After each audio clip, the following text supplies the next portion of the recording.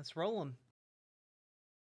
So, folks, there is a lady named Anna Kasparian.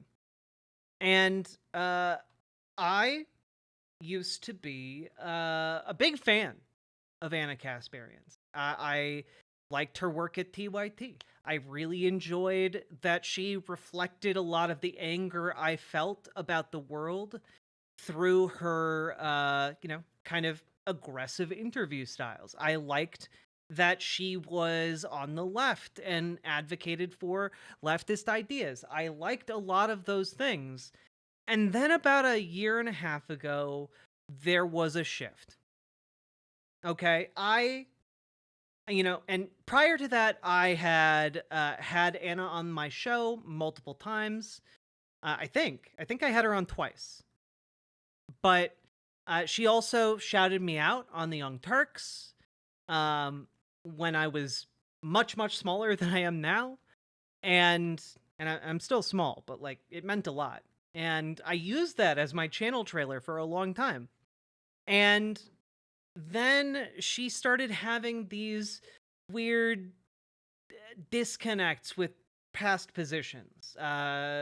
Like she started asking about how, why was I called a birthing person? And she got really upset about the language that is designed to be inclusive in professional medical settings of trans people. And she posted this publicly on Twitter, and I also jumped in and was like, hey, it's more inclusive to literally prevent trans people from being overlooked in the medical system and, possibly leading to their injury and death. It's a pretty straightforward change.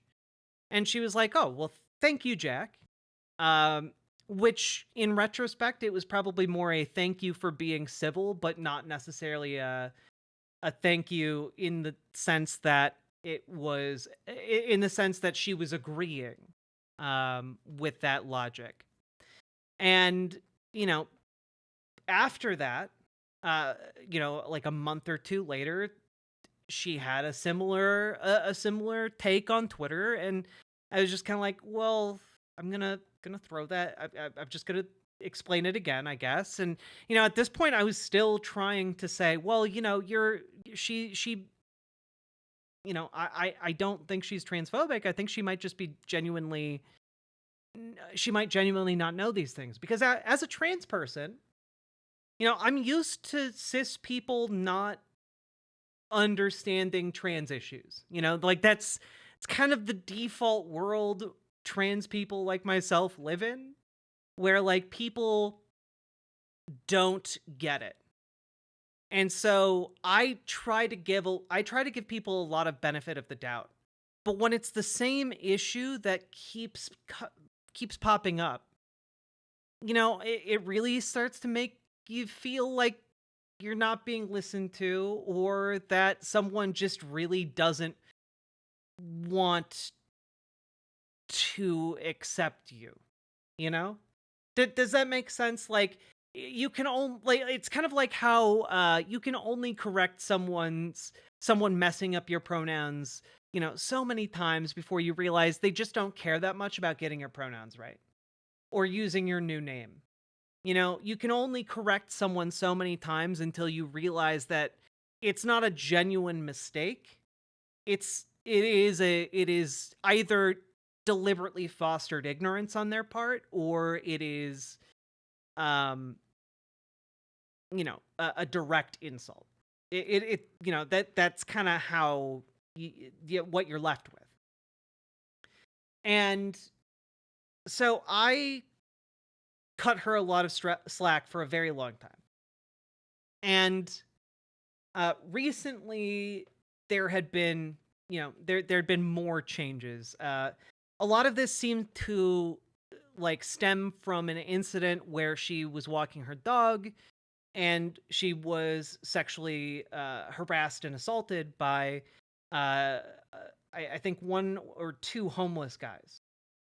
And like that's pretty serious. And I understand how that could traumatize someone, And like I get how that could like cause like a lot of fear and a lot of trauma, for lack of a better word. And so it wasn't surprising to me after like learning that story, after she shared that story, like that, like, she had a harder line stance when it came to homeless people. That was unsurprising. And the main issue is that when it comes to, homeless people, when it comes to people with mental illness, you know, yeah, homeless people and people with mental illnesses do bad things sometimes. But that doesn't mean we should abandon leftist principles and scientifically shown methods of, reducing suffering among homeless people and people who struggle with mental illness. That there are, studies out there that show we can reduce homelessness by implementing X, Y, and Z policies, like housing for all policies really reduces homelessness. Wild stuff. One of the things that she took aim at was cashless bail. And if you don't know what that is, and you only listen to Anna Kasparian, what it means is a criminal can do a crime. Someone can go out, do a crime, and then the police arrest them. And then the judge is like, yep, okay, here's your court date. You can go now. And no matter what they did, they can just run back out onto the street. And that's not what it is. Cashless bail doesn't mean all criminals or all people suspected of a crime get released back out into the wilderness. No, what it means is that the judge has to make a decision that, is this person a threat to the local community? Are they likely to reoffend? And if the answer is yes, they don't get let out. They're held until their court date. The answer is no, then they aren't like arbitrarily forced to pay a fine in order to get out of jail. Like that's all it means. But if you listen to a lot of her appearances on TYT recently, you would be forgiven for thinking that cashless bail systems are essentially, if you're suspected of murder, you just get released from prison. And that's just not how that works. So, yeah. All I'm saying is that there's been a weird shift. What does homelessness have to do with leftist principles? Well, I mean, insofar, Beard Tweezer, that, like, leftists generally agree that one of the best ways of dealing with homelessness as an issue is to give the homeless homes. Not like sweep them off the streets like they're garbage, and just move them someplace else, or, encourage like the creation of, Hoovervilles, for example, which might be an outdated term. I realize now, having grown up with old-timey movies. But regardless, and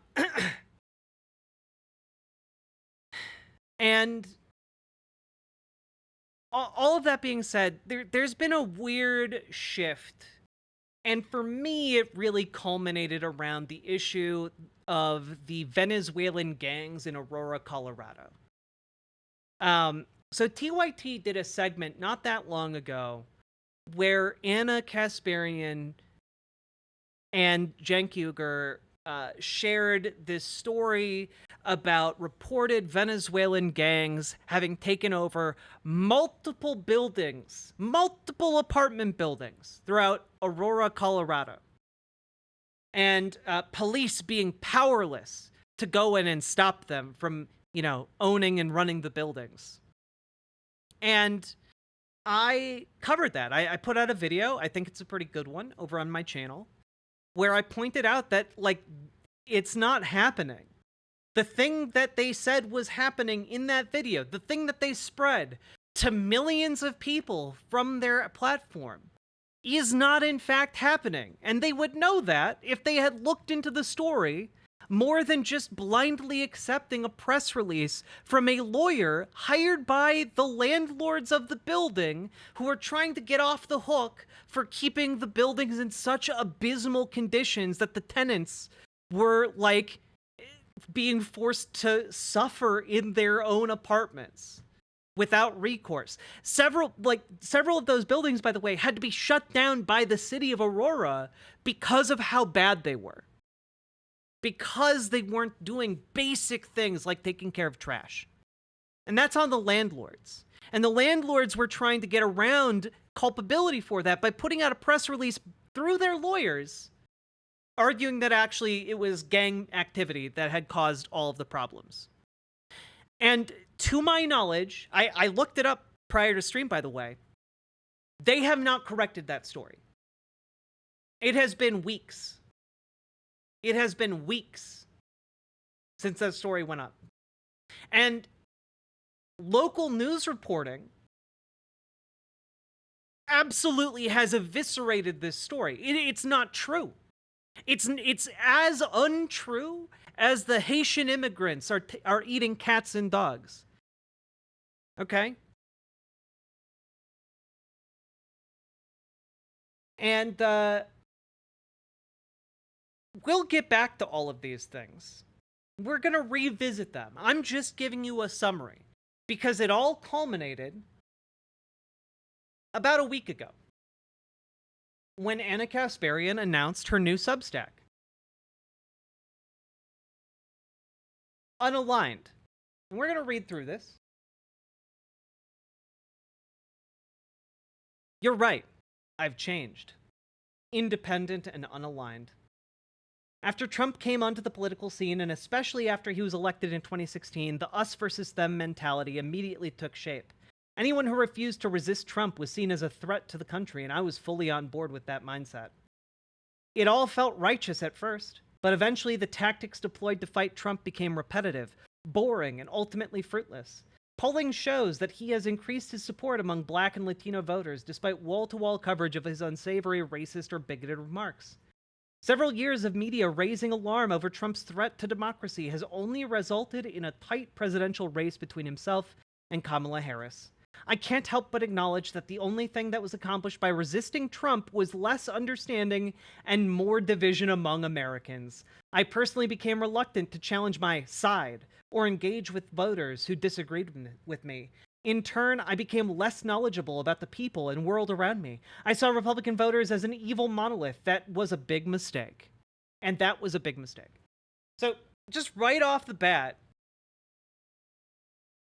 like, she's almost apologizing for resisting the rise of a fascist. Like,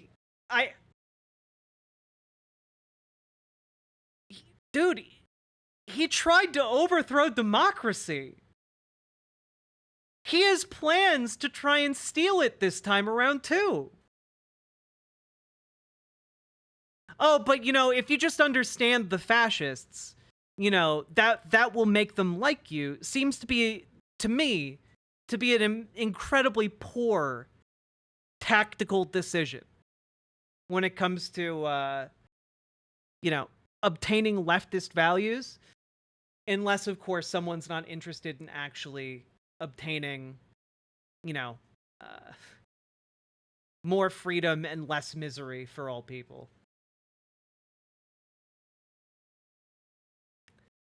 My evolution started in 2022 when I was sexually assaulted by a homeless man in my neighborhood as I was walking my dog. That horrible experience alone didn't change me politically, but the treatment I received from the far left and some progressives after sharing the story did. I was told that by publicly sharing what had happened to me, I was stigmatizing my unhoused neighbors. Others accused me of feeding into racist tropes because they assumed that my attacker was black.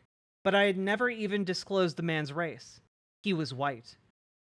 Now, I do want to pause here and say, very seriously, yeah, if someone shares their story about being sexually assaulted, and you're saying you need to shut up about that because they're homeless, the people telling you to shut up because of how that might stigmatize homeless people. Like, I'm sorry. You need to deal with the fact that sometimes homeless people sexually assault people. Sometimes all kinds of people sexually assault people. And, like, the way of dealing with that fact is not by telling a sexual assault victim to shut up. That's actually disgusting behavior. People who engage in that behavior are not at all welcome in my community. And should not be welcome in any leftist space. Okay? Like full stop.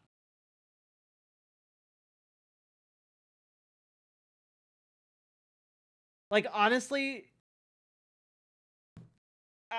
the fact that she even feels compelled here to share that, like, her attacker was white, like, is weird.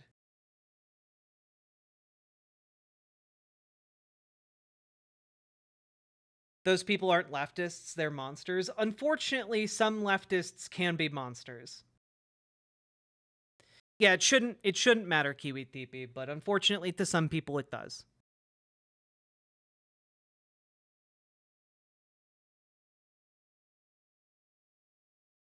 She's lying and no one said that. I'm sure her story. Nah, Fire, I've had things I've said publicly be torn apart, okay, by people ostensibly on the left.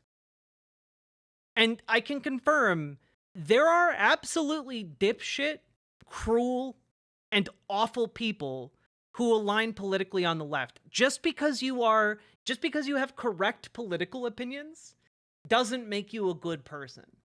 Unfortunately, that doesn't work. It doesn't work that way.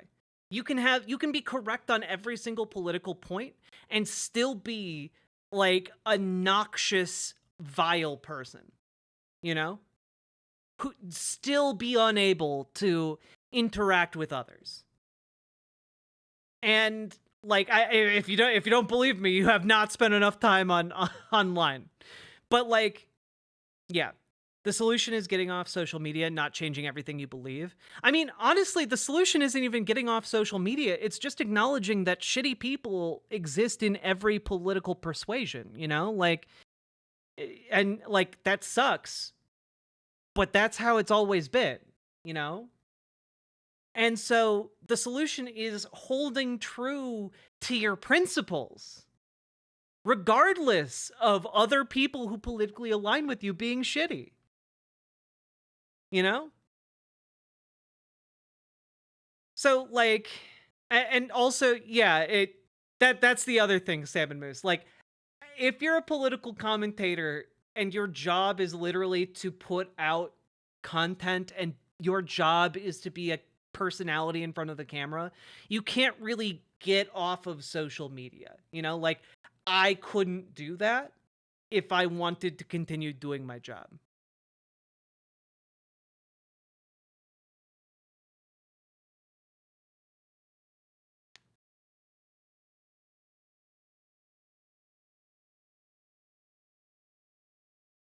So, yeah, being an asshole is a spectrum. True.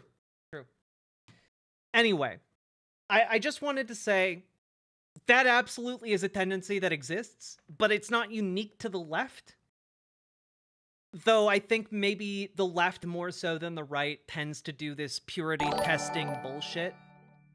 And I hate it, but we need to acknowledge that the left does this. You know, and honestly, the right is increasingly doing that as well.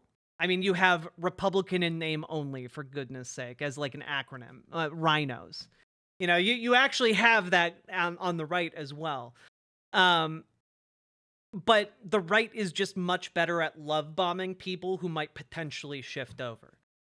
So, anyway, all of that to say, this tendency exists. People dunking on her for like talking about her sexual assault are awful, and we need to acknowledge that that tendency exists on the left. But the article goes on. Let's keep reading. Not only did I suddenly see the flawed thinking of some on the left, I also witnessed their cruelty and hypocrisy in real time. These terrible traits that I had associated solely with my political opponents were obviously not exclusive to their tribe. I was stupid for ever thinking that was the case. I guess part of me is like, where I get a bit confused is like, you worked in this space for 15 years and you only started noticing that like 2 years ago? How? And maybe, again, maybe obliviousness, I don't know. But like, yeah, no, it is not a unique cruelty or like callousness or, tactlessness or, tunneling on specific issues or parts of a statement. Those are not unique to conservatives. Those are not unique to leftists. Those are things that happen across the political spectrum. That doesn't mean everyone on the left thinks or behaves in the way this small group of lunatics do, far from it, but it does mean that there are factions and flaws on both sides of the aisle, and no one has a monopoly on truth. Well, so this is one of the things that gets me a little bit, right? Because we went from her saying that like, well, people were cruel and hypocritical, etc., etc., etc. But like, one side of the aisle actually does have a bit of a monopoly on truth, and that is the side of the aisle that actually embraces like science and reason. That actually embraces like scientific knowledge and like empirical data. And that side is overwhelmingly left-leaning, And it might be true that some people on the left do not traffic in science or reason or data or kindness. It might be that the left, there are elements of the left that don't rely on that, and that's absolutely true. But the truth is overwhelmingly left-leaning. Overwhelmingly so. Like, to such a degree that people who live in Maga world think that the truth is just lying media. We live in a world where like one of the biggest conservative accounts on social media right now, named Cat Turd, is sitting around posting about how actually it's really suspicious that a giant hurricane could cause flooding. And it's like, no, it's not, actually. It's really not. It's actually completely reasonable that a giant hurricane would cause massive flooding. That's where we're at. We're at a point where people, mainstream conservative figures like Marjorie Taylor Greene, are talking about how they can control the weather. With the quotes.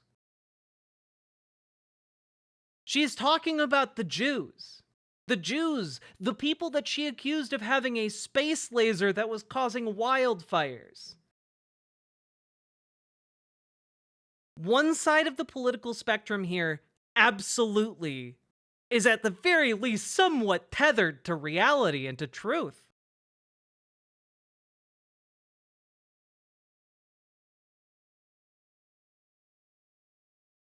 Then there was the insane reaction to one of my tweets in March 2023. I am a woman. Please don't ever refer to me as a person with a uterus, birthing person, or a person who menstruates.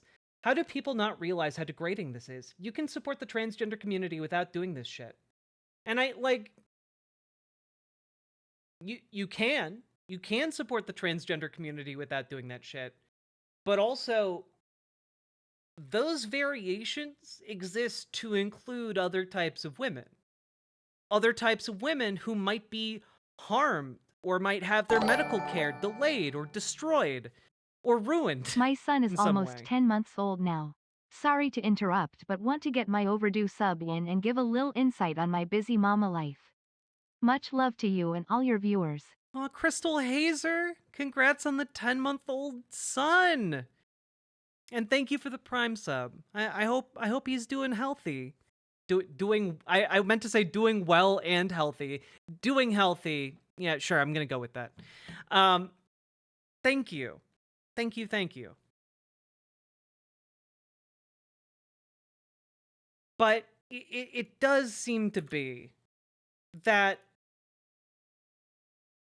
a lot of this is something that just keeps occurring to her. She keeps feeling weird about the language changes and just doesn't really get why it's happening. And I did try to explain to her what happened. And I tried multiple times across multiple months. And I thought I got through, but I clearly did not.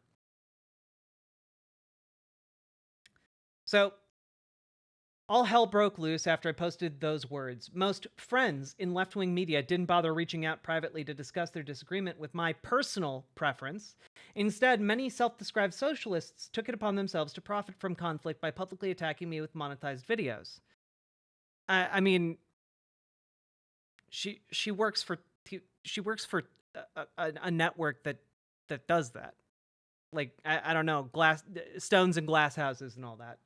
But also, like, yeah, like as a trans person, if I try and explain this to you over and over and over again, and you don't seem to be responding to the rationale that I'm presenting to you, and you're just rejecting it over and over again, then, like, yeah, I have to assume you don't really value, like, the healthcare of trans people. Like, if you're not like offering like a different scenario, like if this was something done in a healthcare setting, like that's completely reasonable. That language is there to save lives. Like that's why the inclusive language is in medical settings. And if it was in like, I don't know, in out in the world in like, you know, some kind of leftist social circle, then yeah, that is weird. But mainly it exists to like include trans people, and specifically trans trans men, you know, people with uteruses. It serves to include them and keep them safe. That is the primary function of that language.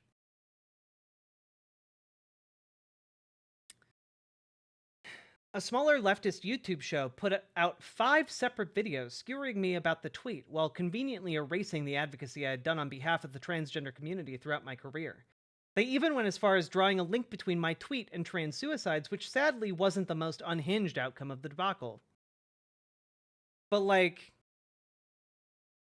again, the inclusive language is there to save lives, right?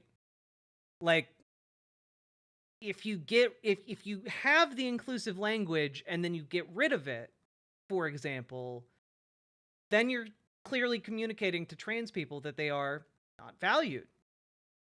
Like, yeah, that's going to affect like rates of trans suicide. Societal acceptance reduces trans suicides. Like, it's not, this isn't difficult. It's really not. And like, again, in a world where like the acceptance of one parent for a trans child like reduces their rate of suicidality by 14 times, like, yeah, every shred of like social acceptance that trans people can get helps us to live that much longer, you know?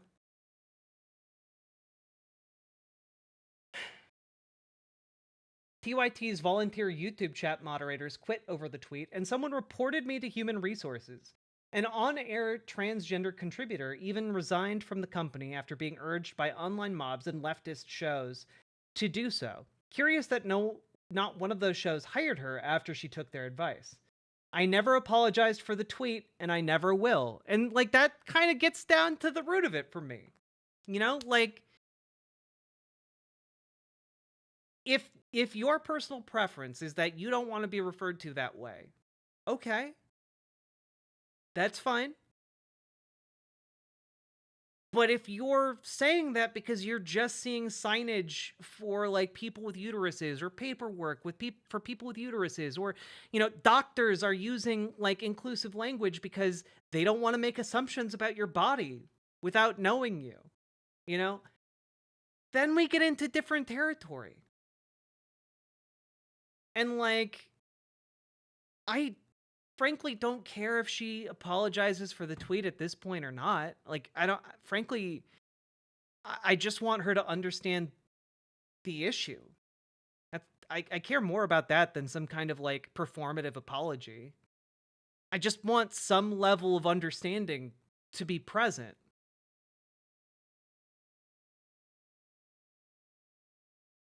And I have to be honest, even after I've tried explaining this to her multiple times, I don't think that level of understanding is either there or valued, you know?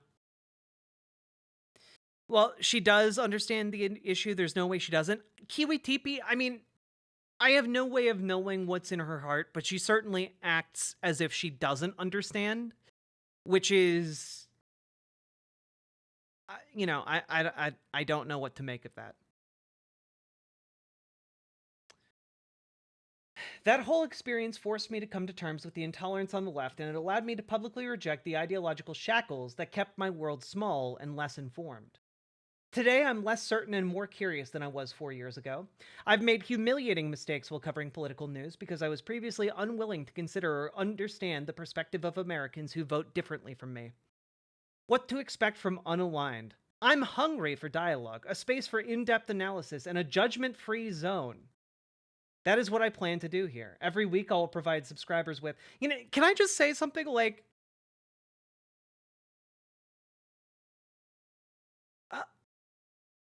a lot of what she does is like advocate for positions or judge political figures. Like that's part of what she does.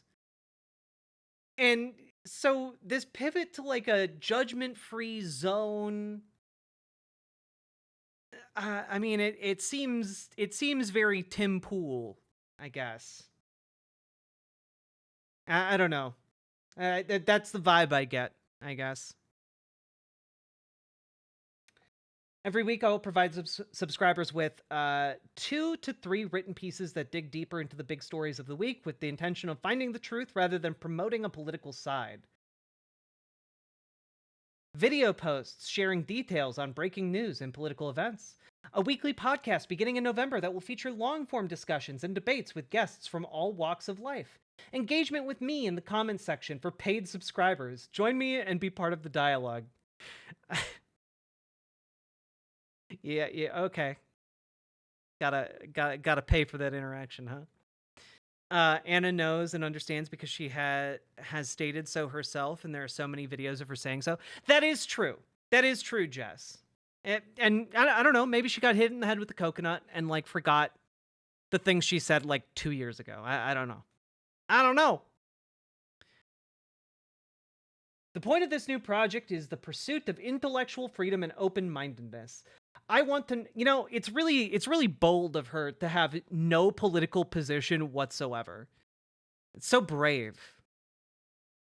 So, having no strong feelings about anything. Very, very, very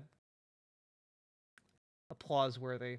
I want to nurture curiosity without fear of offending the sensibilities of loyal partisans. I reject arguments about the evils of platforming people who are considered too naughty to converse with. And I just have to say, this is maybe one of the weirder phrasings of this entire thing.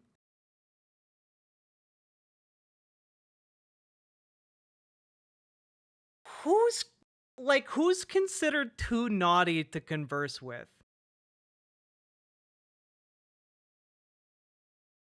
I mean, Kiwi Teepee, to me, this sounds like she wants to, she wants to talk with people like Richard Hanania, or Hanania? I don't know how to say his last name. Like kind of those crypto fasci types, those crypto supremacists, white supremacists, Like, No. Guys, she doesn't want to talk to Nazis. She wants to talk to people who are plausibly not Nazis. You know? Like adjacent. Yeah, this is just Tim Pooling. We're going to use Tim Pool's name as a verb now. I want to facilitate dialogue. Again, dialogue without any intent or any intention is just hot air. It's not, you're not actually pushing for any kind of thing. You're just chatting. Like you just yapping. This is a yap blog. I don't know what my political identity or label is, and I'm not even sure I want to be pigeonholed. This is my effort in pursuing extreme honesty and humility in the quest for common ground and truth, without the constraints of tribal identity. And I just have to say, like, if that's what you want to do, I mean, Godspeed, I guess. But, like, at this point, no one can take you seriously as a political commentator. Because you've made it very clear you stand exactly for nothing. Like, full-on case closed. Like, you've just made it very clear you don't care about anything except getting to what you believe is the truth. And not the truth in some kind of empirical sense, but the truth in some kind of, like, vague, wishy-washy feeling sense. And that's... I don't know. A cowardly position to take, in my opinion.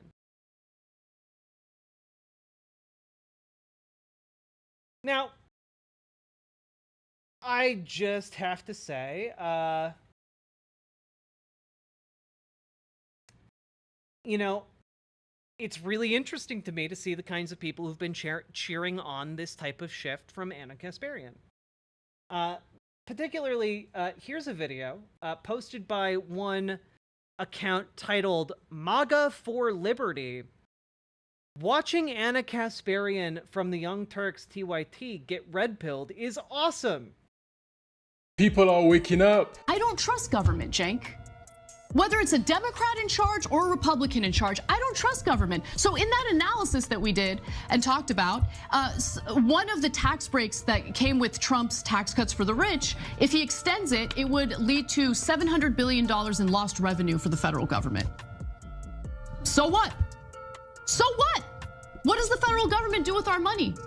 $700 billion for what? For more aid to other countries in the form of weaponry? Is that what it is? Yep. Which is basically just redistributing our money from taxpayers to... Or, you know, disaster relief. Or, you know, infrastructure projects. Or, you know, housing projects for the impoverished or the unhoused.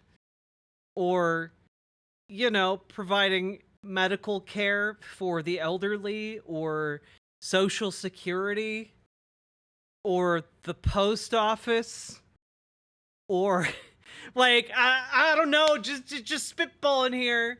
Just a few things that the government might be doing with money. I don't know. Weapons contractors and defense contractors. Yeah, so it bothers me. Now, like, again, a lot of money, a lot of tax revenue does go to the military. But I want to ask, if the government suddenly had $700 billion less, would the current government take that out of the military spending, or would it be cut from literally every other segment of the government?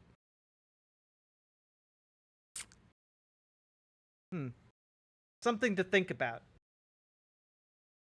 Yeah, the military wouldn't shrink. Nope. No, bingo. You guys got it. You passed.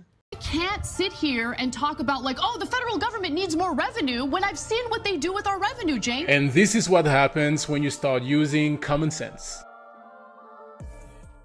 I love how this video ends with, like, oh, the government would be short $700 billion in revenue, and then, like, they're like, see, all of this money would just go to Ukraine. And it's like, the number on the screen is 5.8 billion. It's like less than 1% of the number that she quoted earlier in the like, my god, MAGA conservative memes, even when they use Anna Kasparian, are bad.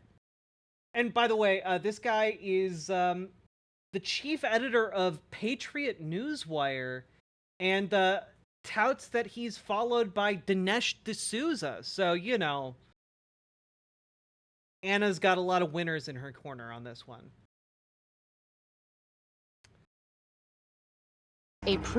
And you know, I'm just gonna throw this out there, okay? Line Ms. Mace for 5. Oh god. Just gonna circle back around to this one. Wowee! Anna Kasparian talking about Venezuelan gangs taking over apartments. Colorado law firm report claims Venezuelan gang has stranglehold on apartments. Takeover began in 2023. And notice how, weird that it's a law firm report. Huh. Weird. Quote, CBS News Colorado has obtained internal Aurora police documents from June that appear to support some of the law firm's conclusions. An officer reported responding to a call from a house cleaner at Whispering Pines. He said she told police she was threatened that she needed to give up the keys to the vacant apartments at the Whispering Pines apartments so that a group of Venezuelans could move people into the Whispering Pine apartments. The officer reported suspects left, but not before warning her to comply or else they would kill her or her family. The Aurora officer wrote to fellow officers, I would highly recommend you take 2 to 3 friends with you when responding to any calls there.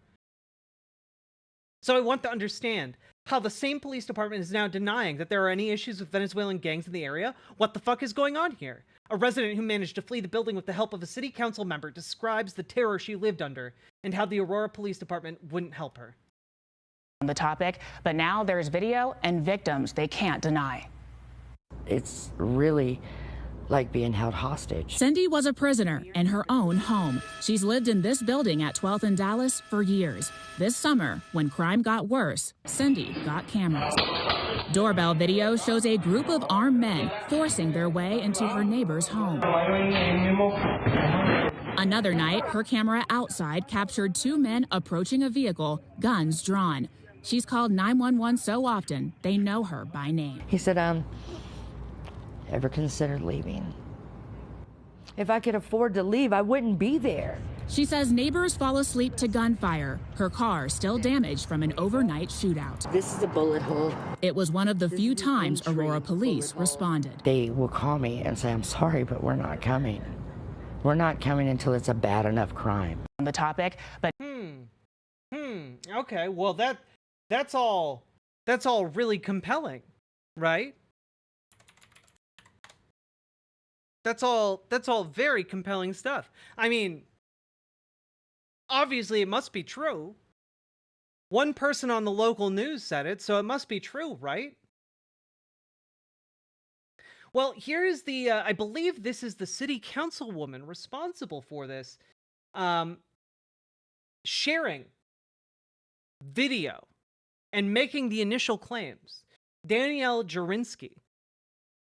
And I repeat, a gang has taken over several apartment complexes in Aurora. Let's watch this video.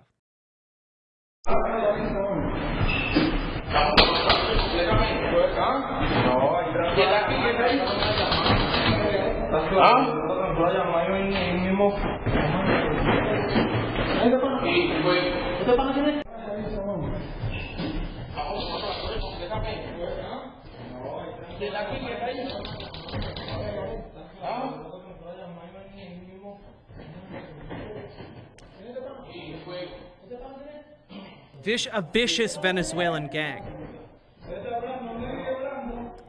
Allegedly.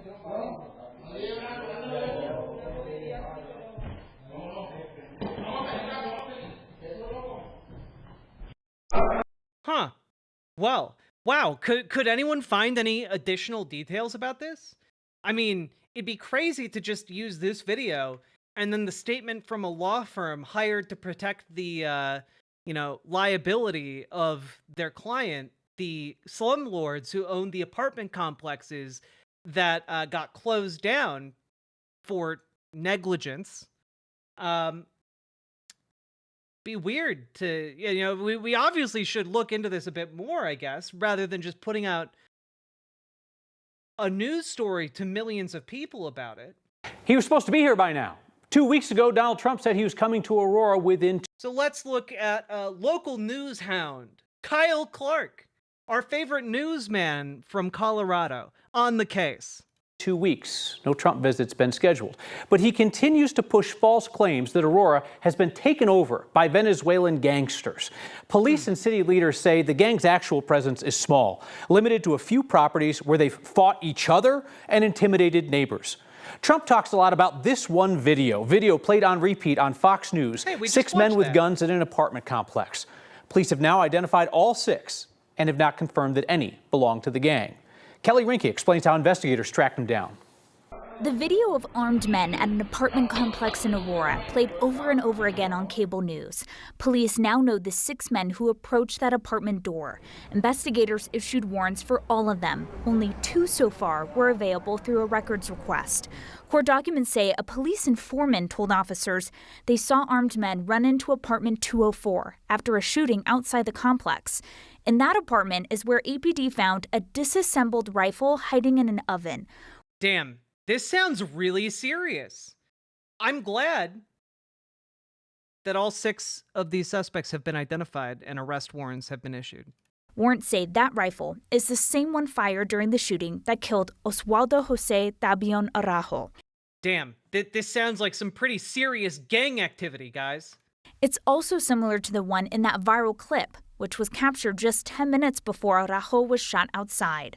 Right now, the group is only facing burglary and menacing charges for this incident captured on surveillance.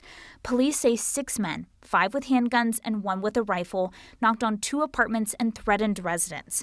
Records show what those residents told officers. The men pointed guns at them, and they were scared for their lives. They said the men did not talk directly to them, only to each other, and they left shortly after. Those 2 apartments are different than apartment 204, where police found that rifle. A month later, APD announced it identified some in the video. Records show, in addition to the informant, another person at the complex that night helped police identify their suspects. So warrants have been issued for all 6 men. Only 1 is in custody. At this time, none of them have been connected to a gang.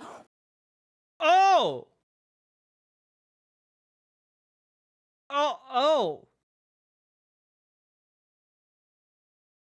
None of them have been connected to a gang. They've all been identified, and none of them have been connected to a gang, despite a police informant working in the community. That's so weird.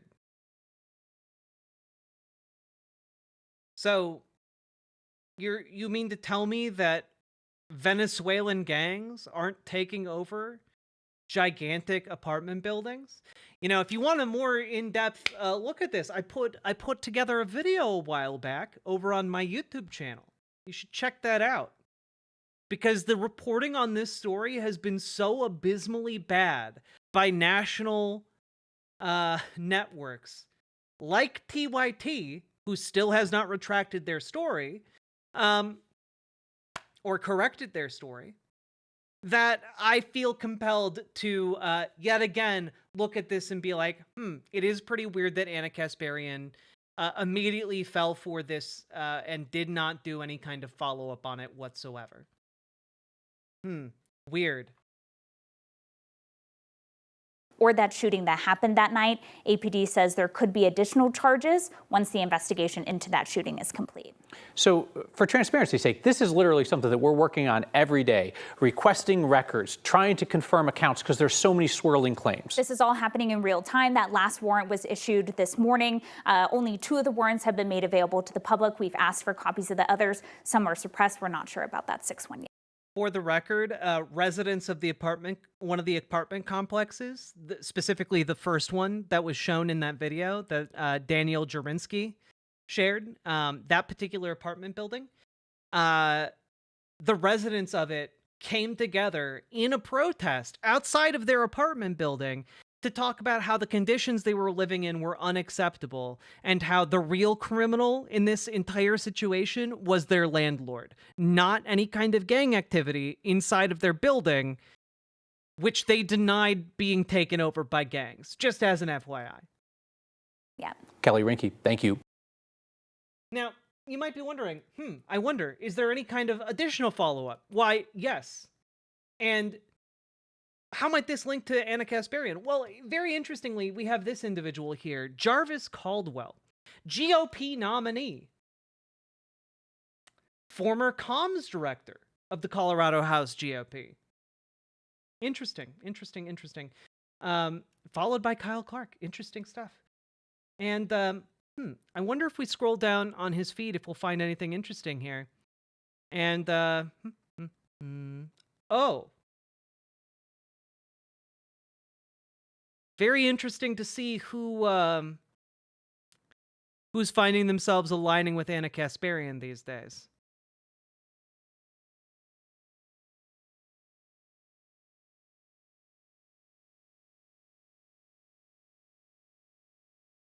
Now, I wonder, are there any other reporting on this issue?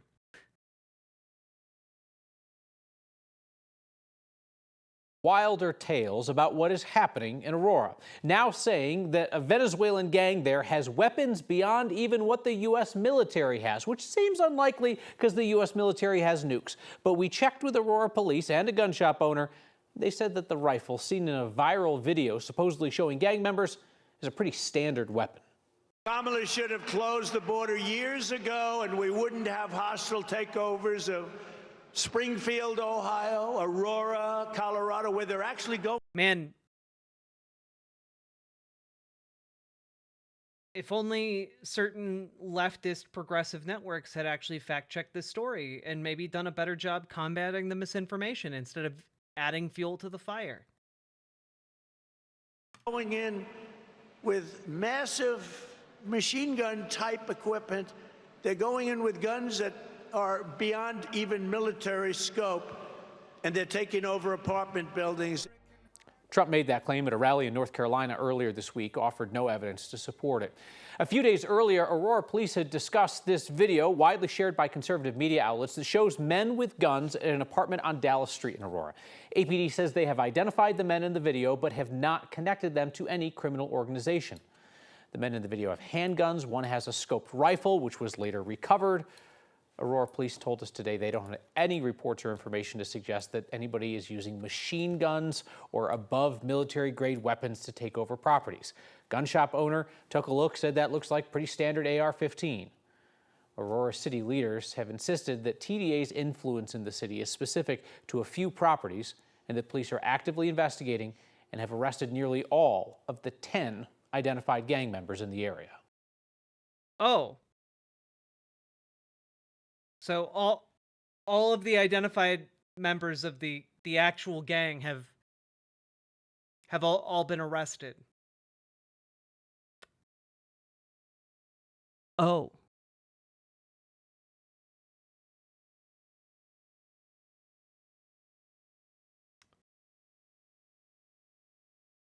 Oh.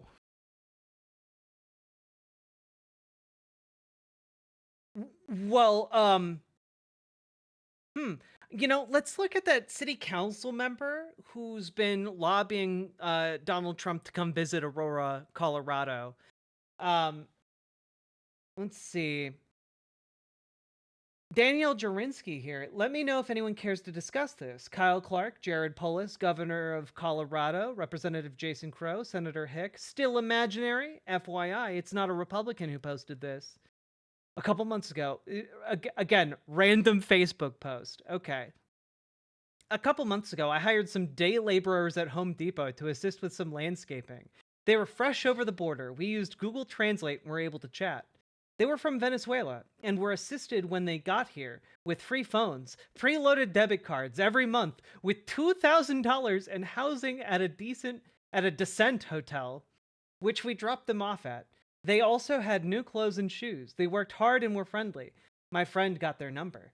Yesterday, same friend who hired these same guys to do some work and has been using them regularly, was told by them, I can't come to work today as I have my last citizenship class so I can vote. He said all the people staying in the hotel have been given rides to the classes for legal citizenship specifically so they can vote. This is within 3 months of arriving here. I wanted him to speak to reporters and explain what is happening, and he said no. Understandably, he has a really good thing going and doesn't want to risk exposing a program to bring more here. Which he said, get ready, a lot more are coming. What is going on? Can anyone explain border policy to me?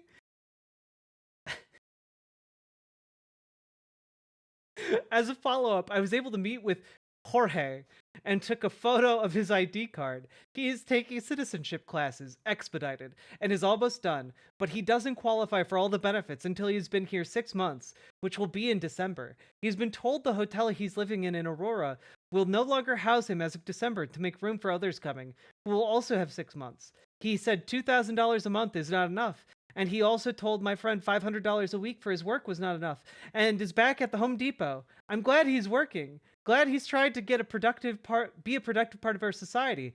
But given what is happening in North Carolina and FEMA saying they don't have enough money to help, I'm stunned. He would not speak to a journalist, but I'll try to get one to do an investigative report. All very real. Trust me, bro. Trust me. Bruh, I'm so tired of this shit. I'm so tired of this shit too, specifically because all of like the disaster relief and FEMA not having funding or whatever is specifically because Republicans blocked funding to FEMA. Specifically because Republicans keep blocking funding for FEMA and for disaster relief. Yeah, just Jorge the immigrant getting $2,000 a month and living in a swanky hotel in the heart of downtown Aurora, Colorado, apparently. Citation, random Facebook post.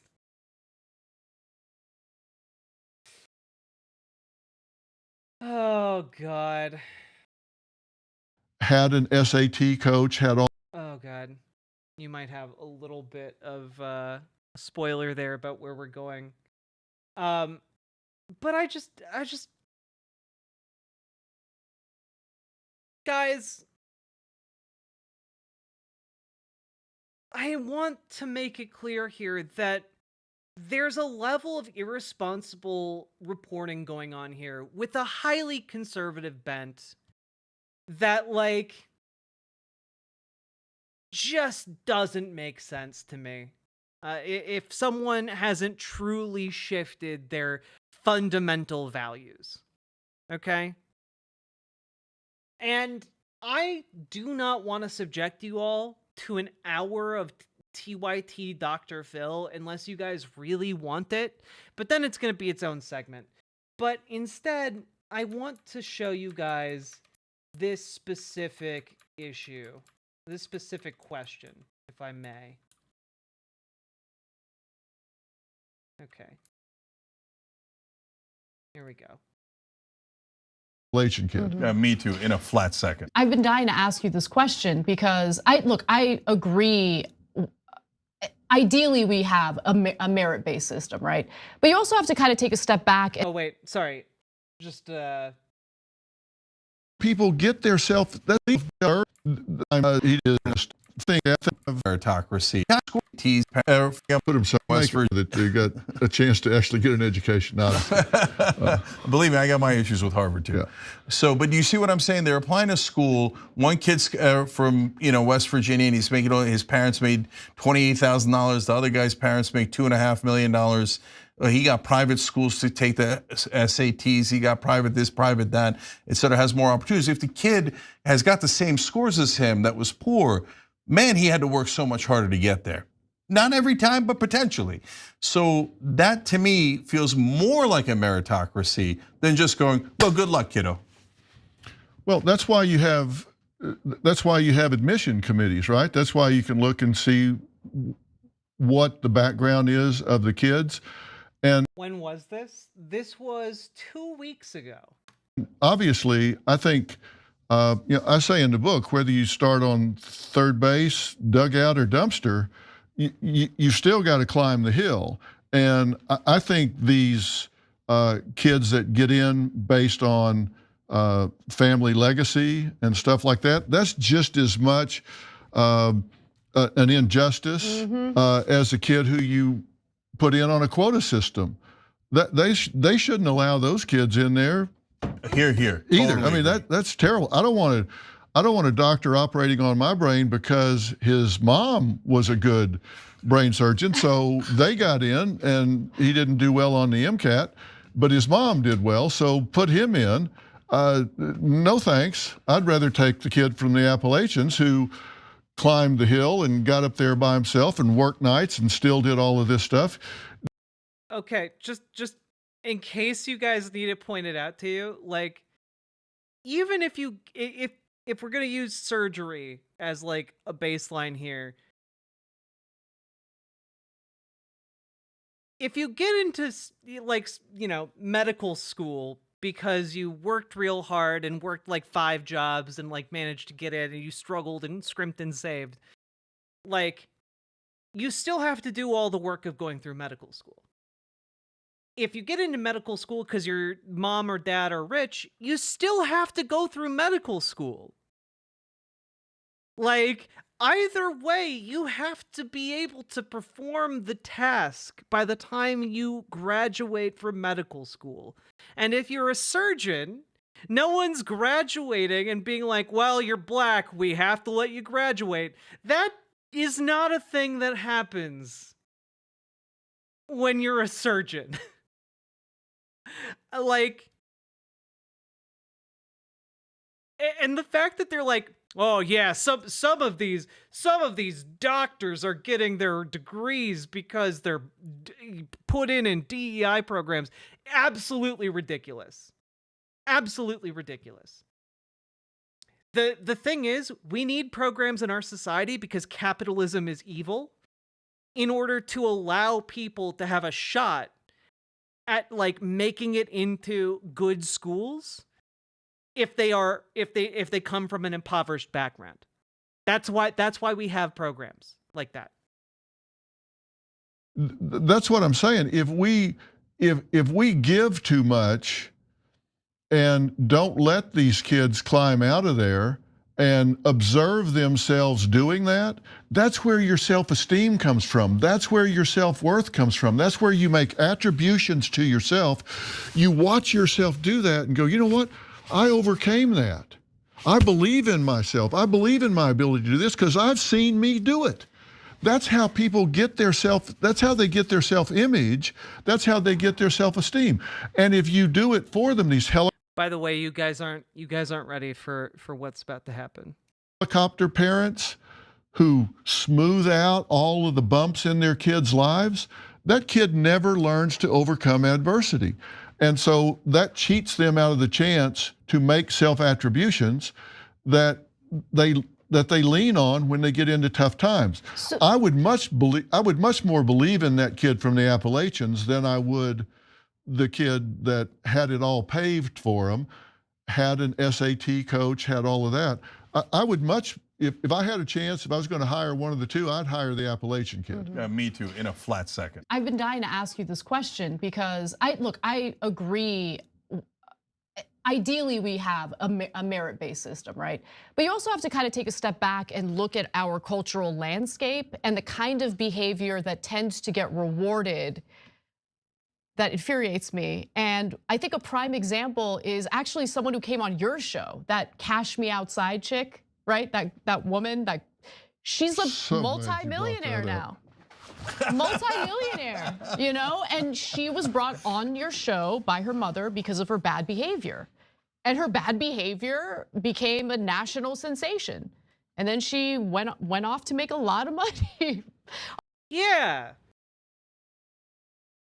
How did she go off to make a lot of money? You know, like, if you listen to Anna's telling of the story here, you might think, oh yeah, Cash Me Outside girl. And if you're not aware of what her story is, she went on Dr. Phil's show 8 years ago in 2016 because her mom was like, "Oh, my child, should I give her up because she's just so bad?" And during the show, she, like, the audience members were reacting to her, and she yelled at them, you know, "Catch me outside, how about that?" But because of her pronunciation, it was "Cash me outside, how about that?" And that became a meme. And one thing you should know about Cash Me Outside Girl was that she was 13 years old in 2016. She was a literal child in 2016. Now, if you listen to Anna's story about the retelling of that, well, you know, oh, she was, well, she, you know, her bad behavior was rewarded. You know, after being on Dr. Phil's show, she was just showered with money because people loved how evil she was. But the truth is actually a little bit weirder than that, because that's not actually what happened. Now, one of the things you should be aware of when it comes to Cash Me Outside Girl is that she, well, after being on Dr. Phil's show, Dr. Phil recommended that she go to a youth treatment facility. Now, you might not be aware of this, but sometimes Dr. Phil and his show work with a certain place that I believe is called, let me see here, Turnabout Ranch. It's a facility for troubled teens in the middle of Utah. And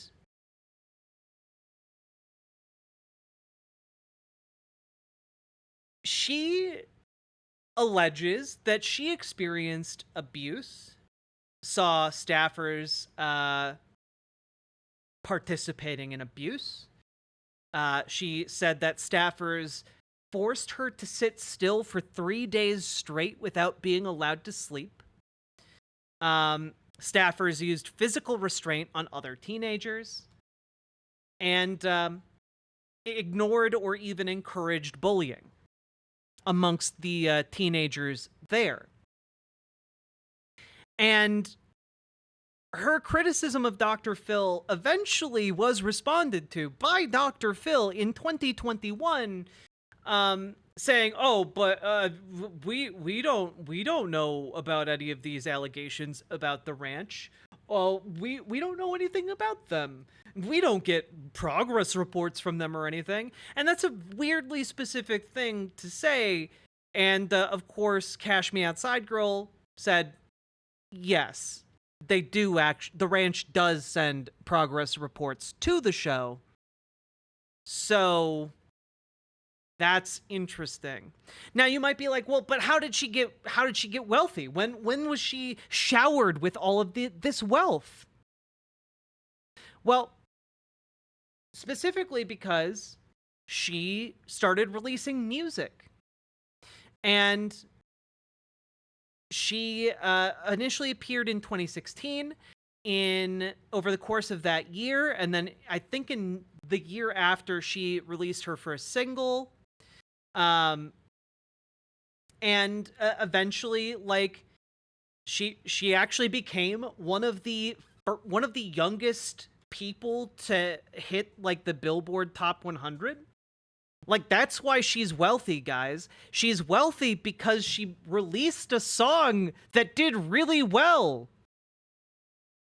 Okay? She's collaborated with a lot of really popular artists, actually. And, like, that's why she's wealthy. Yeah, in 2017, she released a song called These Hoes, spelled Heaux,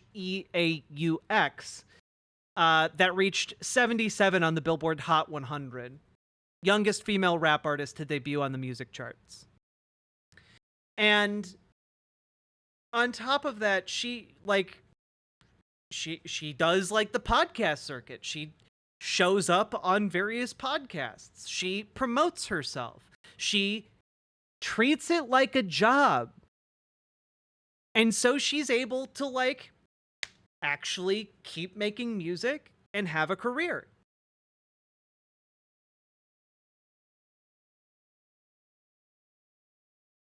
So, yeah, she's been releasing music. She did a music video with DMX. Like, there's a whole lot of things she's been doing. Okay, and on top of that, like, she's been dealing with the fact that like she's been dating like an abuser since 2020.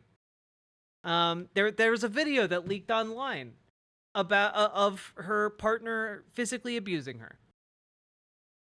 And all of this to say, guys, is that this is someone who, as a 13-year-old, was absolutely failed by their parents.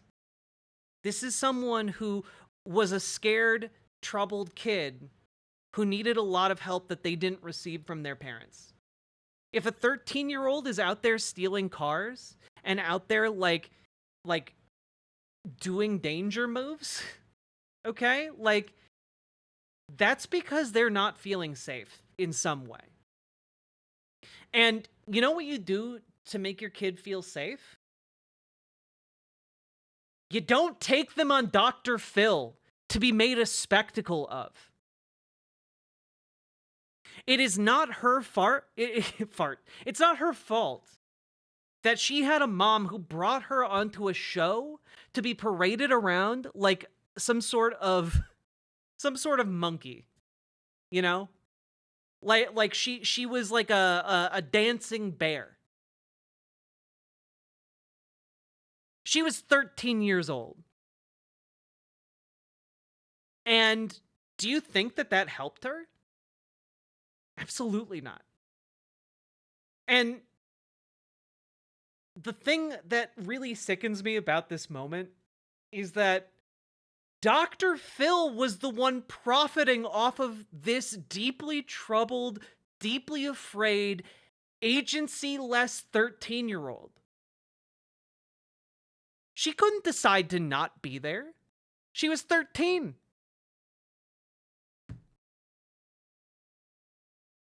Like,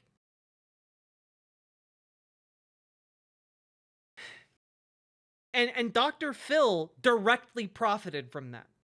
It's probably, I don't know this for sure. I haven't looked it up. It's probably one of the most viewed episodes of Dr. Phil. And Dr. Phil is an extraordinarily wealthy man who's been rewarded for essentially parading people with all kinds of trauma and horrific backstories in front of the public for sport. And in a weird way, it's very telling to me that Anna Kasparian looks at Dr. Phil and is like, yeah, it's pretty weird that we reward society for this. It's pretty weird that we reward people who do just the worst things in society. Like the Cash Me Outside girl who was on your show. Off of her whole persona and everything. So what are your thoughts on that? Like, what can we do to change the culture so bad behavior doesn't get rewarded? Well, I don't get why he got invited on TYT because he's been inserting himself into like more and more political issues for a while now. For example, during the campus protests, he went out and like hung out with campus police officers and like some oddly placed Israeli commandos that happened, or ex-commandos that happened to be around that were like helping out the police. It was very bizarre. There's been some weird maneuvers going on with Dr. Phil when it comes to politics. You read the book, and I wrote it down. It's one of the most fundamental principles. I put it in the book. Number 3, don't reward bad behavior. or support conduct that Dr. Phil has a net worth of around $400 million. Wow, yeah, weird. You don't value. That's one of the most fundamental principles of psychology.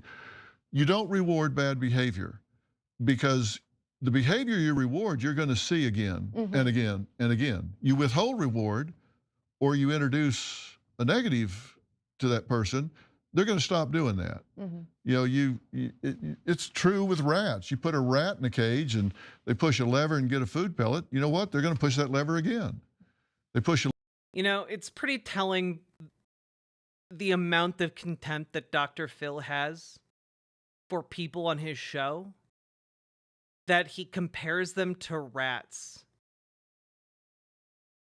You know, he compares his guests to rats.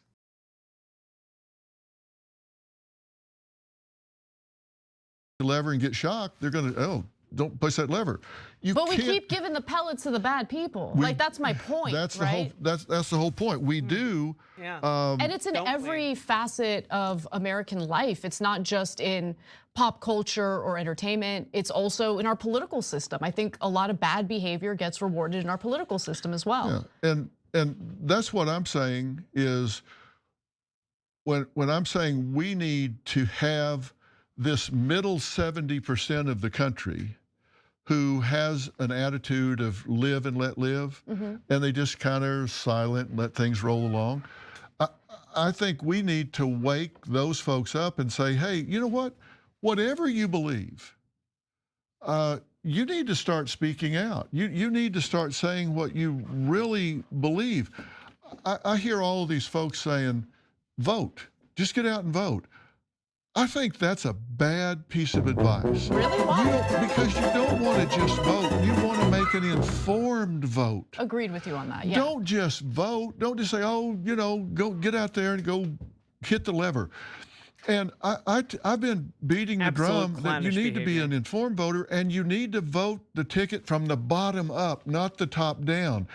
If you really understand how this works, your life is impacted by local offices as well. Sure. He is correct about this. This is why you need to build local and state power. This is why I talk about doing that for left-leaning groups and people. That's why you need to do it, because if you don't, Dr. Phil and his hundreds of millions of dollars will.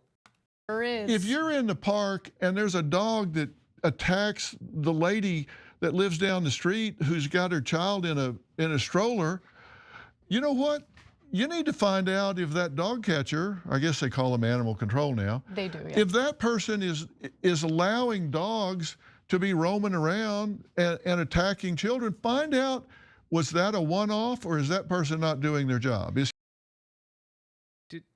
Does Dr. Phil think that you vote for dog catchers? Does Dr. Phil think that you vote for your local animal Can't control? recommend the Behind the Bastards episodes on Phil McGraw enough. Talk about MFERS pressing the food pellet button. Yeah. Again, like, this is why I just keep, like, I keep cutting away, because, like, it is actually shockingly tone deaf. Also, thank you for the $5 dono, TJ Durza. Is he or she not doing their job? And if they're not, then don't vote for them. If you've got judges who aren't enforcing the law fairly, equitably, and doing it in a way you value, then don't vote for that judge. If that DA's not doing their job, if you think they're being too heavy-handed, then don't vote for them. If you think they're not enforcing the law enough, then don't vote. Find out who in your world is behaving a way that you hold near and dear to your heart, and vote, and do that from the bottom up. That's where your life is impacted. I mean, I honestly didn't really, that message didn't really resonate with me until about 2 years ago. Yeah. Because local politics has changed so much where we live. So you're right about that. Well, Obama said that really well. Well, I saw him talk about it one time, and he said it better than I did, but he really talked to people about making informed votes.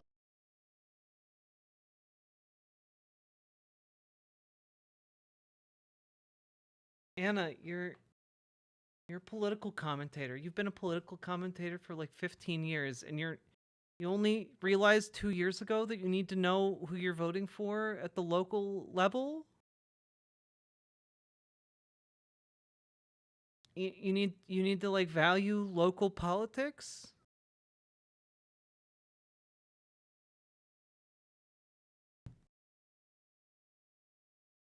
The mental damage, man. The mental damage that this is inflicting upon me.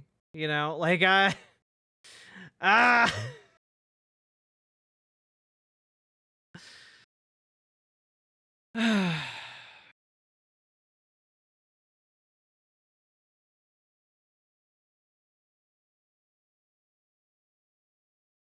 we aren't watching the rest of this. I don't have that dog in me. It's been caught by my competent local dog catcher.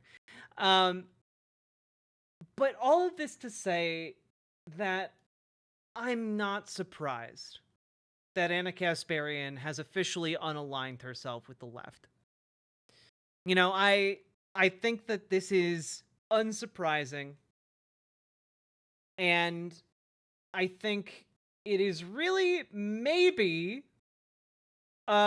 very telling that today, less than 24 hours ago, Anna Kasparian appeared on a very interesting podcast, a YouTube channel run by Jillian Michaels. That's right, the mean fitness trainer from The Biggest Loser reality show. That's right, everyone. She appeared on a 2-hour-long podcast. And that podcast is titled Anna Kasparian Blasts Wokeism. Is she ditching the left? I feel like I needed to add that emphasis because that's just kind of how the title comes across.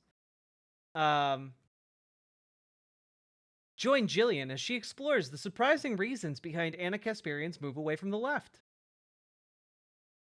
So, I have to be upfront.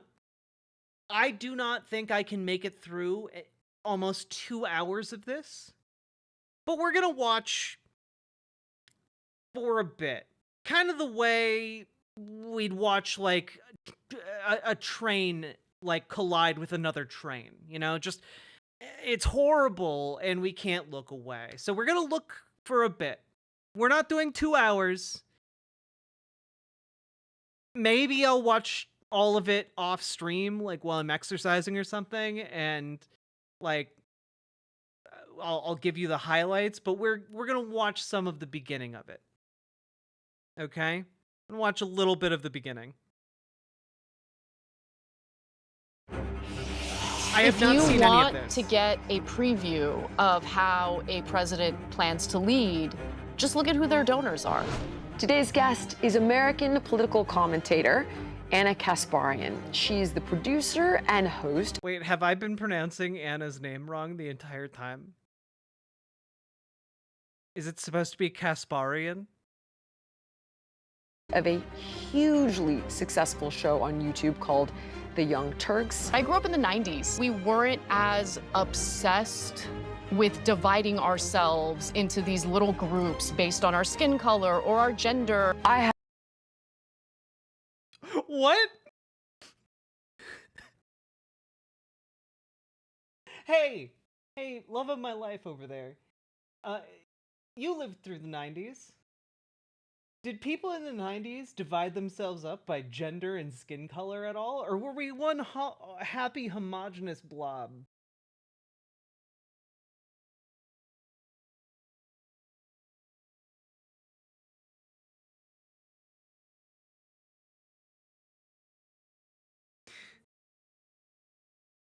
I got a lot of slow blinks and a what the fuck are you doing over there? Oh, Anna Kasparian claims that she grew up in the 90s. And back in the 90s, we weren't dividing ourselves into little groups based on our skin color or our gender.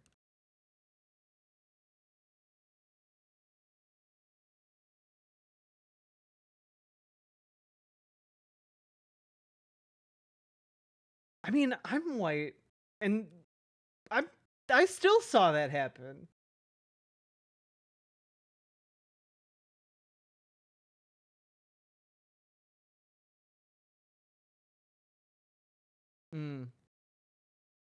It's true.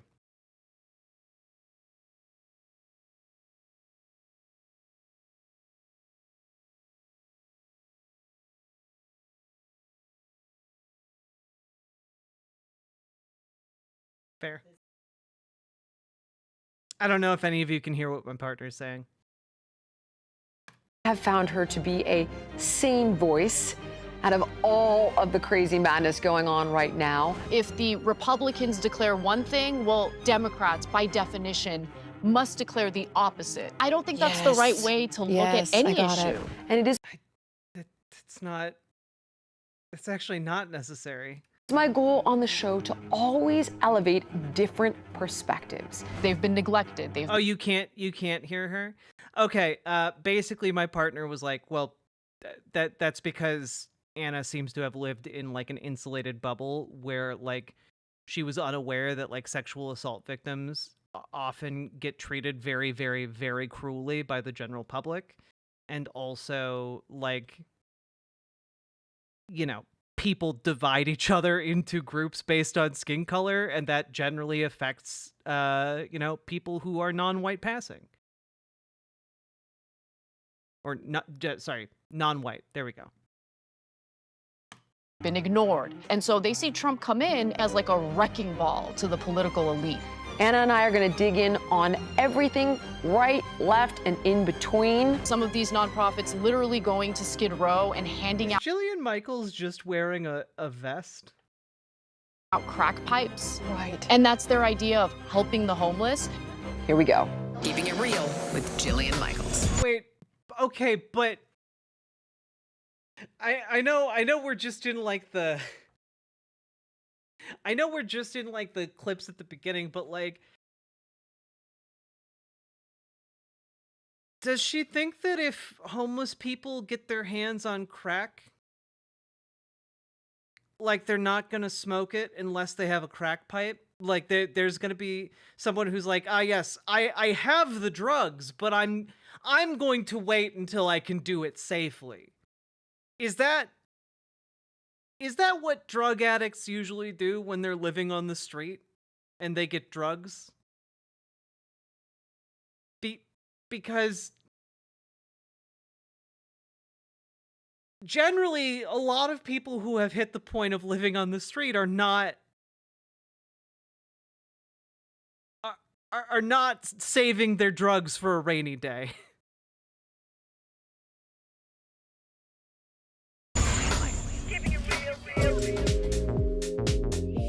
I watched your conversation with Matt Walsh today.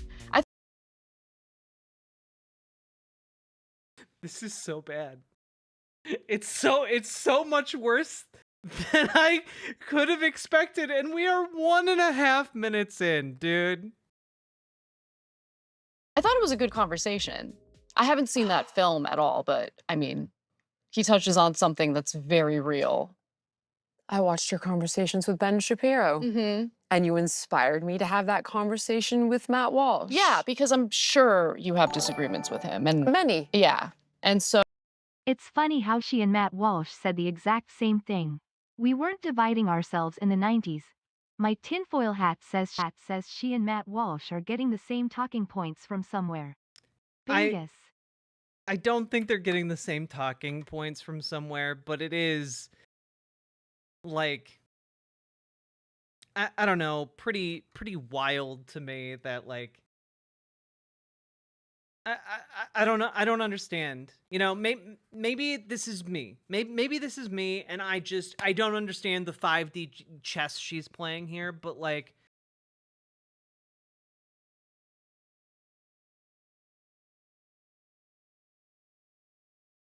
if you have an awareness of the position you have in the industry, within you know, politics commentating, then you need to be aware that Matt Walsh works for a propaganda outfit.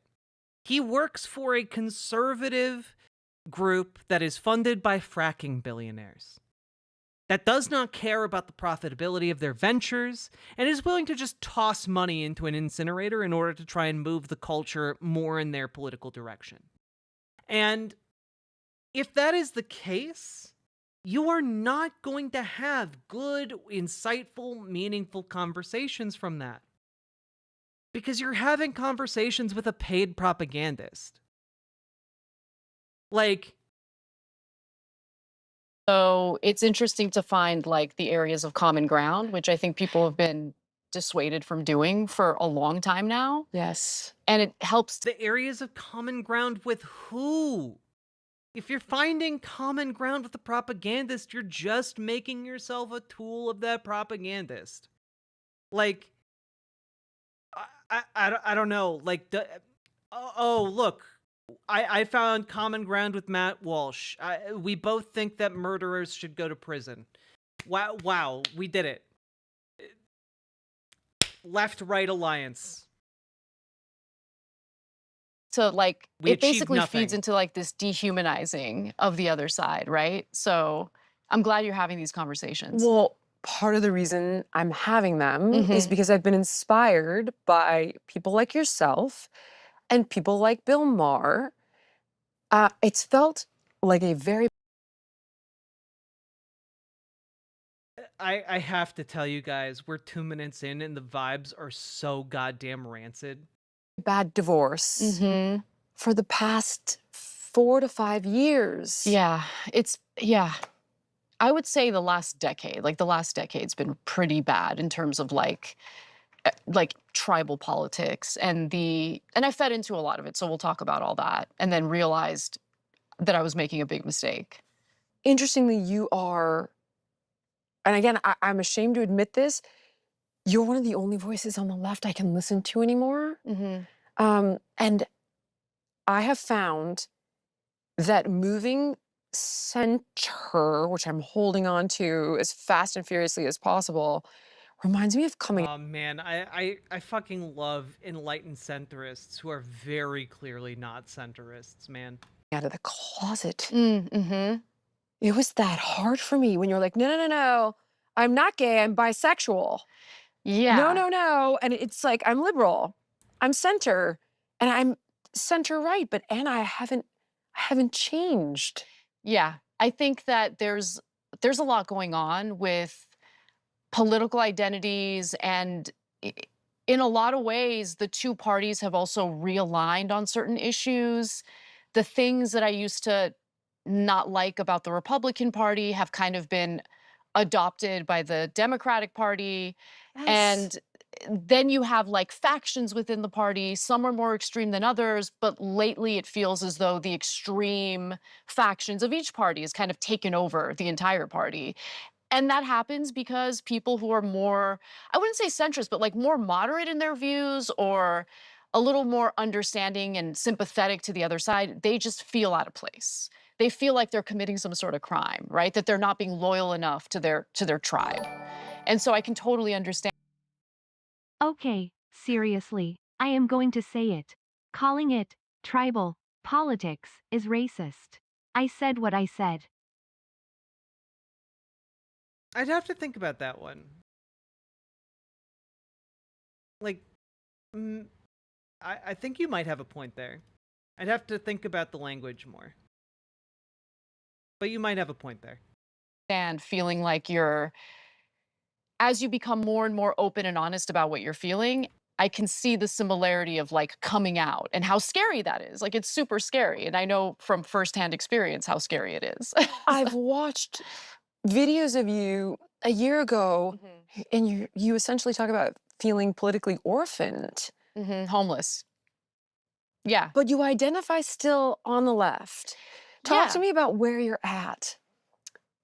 I'm at a point where I actually do not want to be pigeonholed in any political tribe or identity because everything has become very dogmatic. And if you don't buy into the entirety of the dogma, you open yourself up to backlash and being, kicked out of the tribe. And it's like, it's not a fun experience. But I think when you come at every Yeah, but like this is, I guess, where I'm at, right? Like, if you are on the left, like, hold to your positions, clearly articulate them. You know, like, don't do this weird little, like, dancing around the subject thing that she seems to be doing and has seemed to be doing for a while. Like, say it with your chest. What is this dancing you're doing? I don't get it. You know, like just say what your position is on these things. And it seems to me that she's struggling with that. Because, like, I don't know. I don't think most leftists expect universal conformity on every issue.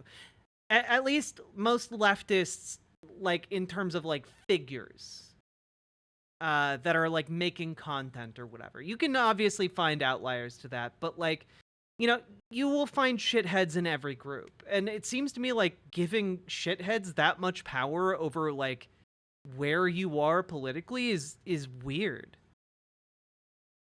You know? The issue from a place of, all right, well, I want to get to the bottom of this story. I want to know what the truth is. What's the reality? That, first of all, allows for more exploring and understanding. And I can't emphasize enough how much happier you become once you have a better understanding of the world around you and those you disagree with politically. Because right now there's, in my opinion, this effort to, like, really demonize and even dehumanize the other side. And there's a lot of fear mongering going on. And if you have bought into that narrative, then you're going to walk through life thinking that half the country is full of, like, neo-Nazis and, you know, they're going to want to harm you. They're going to want to, you know, destroy the country. And I just don't think that's a healthy way of looking at the other side. Well, okay. Counterpoint.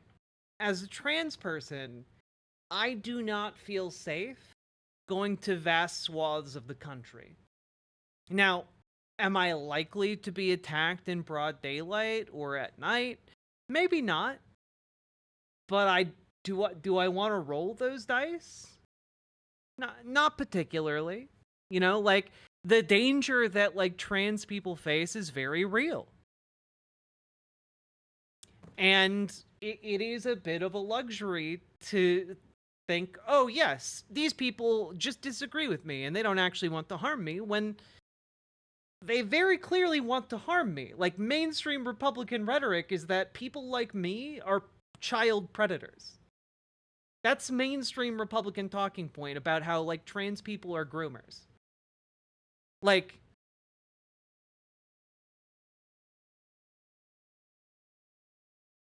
clearly I've never been ratioed on Twitter. It's very debilitating. Oh, God.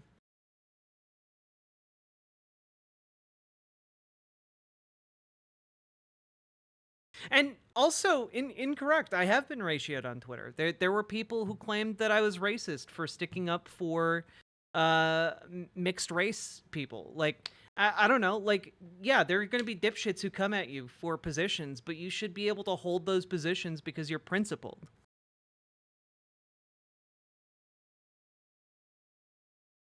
Side. I think that there are gradations. I think there are, of course, extremes, but I don't think the extremes should be used to paint a picture of the entirety of the Republican voting base or vice versa. Yes, my very controversial position that mixed race people should, in fact, be able to exist without experiencing discrimination or even just exist full stop. It's either libtards and commies or Nazis. That binary way of thinking is just not rooted in reality at all. Yeah, except that, like, we're talking about fascists.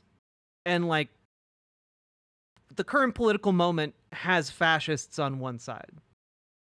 It's the Republican side. Not at all. Yeah. And that's why when I've watched you debate with Ben Shapiro, and even the preamble you guys have had for 10 minutes about, you know, I really enjoyed the relationship that we have. I really enjoyed that we can have this civil discourse. I really like you as a person. And then it's like, and you still like. Hot bubble. You and your mixed family are welcome. Like each other. Yeah.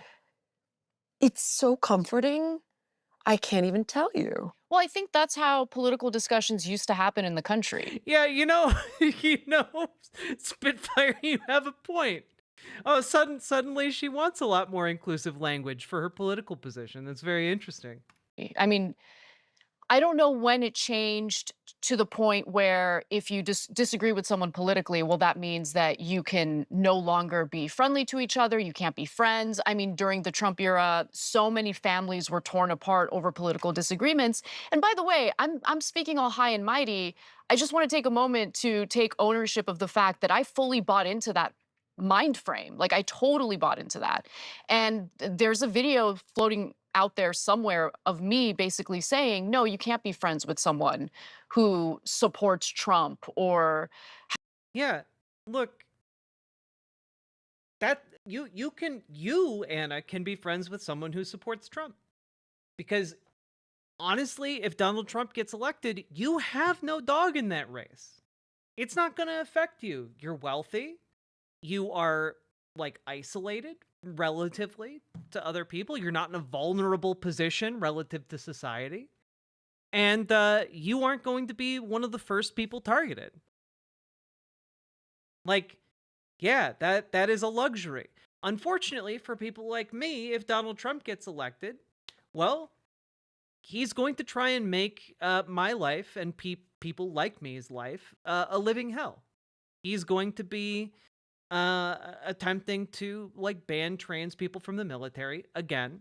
He's going to be attempting to make sure, trans people can't adopt or cannot use bathrooms, or, there's a long list of things that have already been denied to trans people or attempted to be denied to trans people.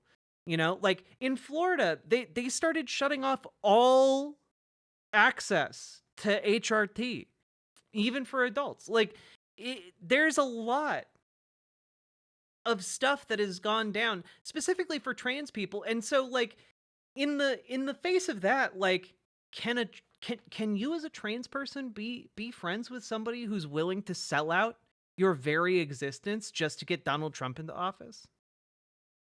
I don't think so. Like, the same way, like, in the pre gay marriage days, could you really be friends with someone who, like, wanted to make sure you couldn't marry the person you love? I don't think so. I think that's actually a really weird expectation to have. Like, they're literally cutting surveillance windows into bathrooms and calling it child safety. Yeah. And on top of that, I've talked about this occasionally on the show, but trans people generally have much higher rates of urinary tract infections. Largely because trans people don't feel safe using public restrooms. And that's in places where using public restrooms is legal. In places where it's not legal for trans people to use bathrooms, like, you're basically exiling trans people from the public spotlight. And I've talked about this before. And, like, it's a de facto way of barring us from public life. And these are just small parts of what a Donald Trump administration would try and put in place. So can I, as a trans person, like a gay trans person, feel safe with Donald Trump in office? With someone who was willing to put someone who is against my very existence in public into office? I don't think so. I don't think so. That is a luxury for someone who is going to be unaffected by Trump's policies. Has these views because it's giving you a sense Yeah, of like the fact that there are people in chat right now posting, I know where the safe bathrooms are in my city. That should tell you a lot. That should tell you an awful lot about where we currently are and who exactly, cannot afford to be friends with people who would put Donald Trump in office. of who they really are as a person, and they're a bad person. Right. Right? That was Deplorables. Yeah, exactly. I remember when Hillary Clinton made the deplorable statement. I worked and then for the Clintons. I loved the Clintons. And then she apologized for it because she was getting backlash. And I remember at that time being upset with her for apologizing because I had fully bought into, no, these people are deplorable. These people are terrible. The thing that is wild to me is that Anna Kasparian taught journalism. Like,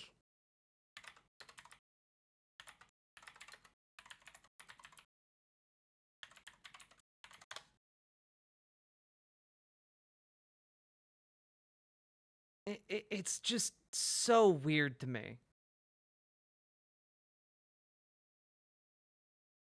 And it took a lot of growing to realize that there are a lot of Republican voters who actually do not like some of the things that Donald Trump says because he does say divisive things. He does say hateful things. I hate that too. But there are certain issues that he speaks to, right? Certain either economic issues, anything that might have to do with the deindustrialization of like the Rust Belt. Those are issues that really resonate with them because no other politician has sincerely addressed those issues. They've been neglected, they've been ignored. And they've been ignored by what they view as the political elites. And so they see Trump come in, and yeah, he's a little unhinged in some of the things he says, but they see him as like a wrecking ball to the political elite or the establishment, exactly. And once I was able to really fully grasp that and understand.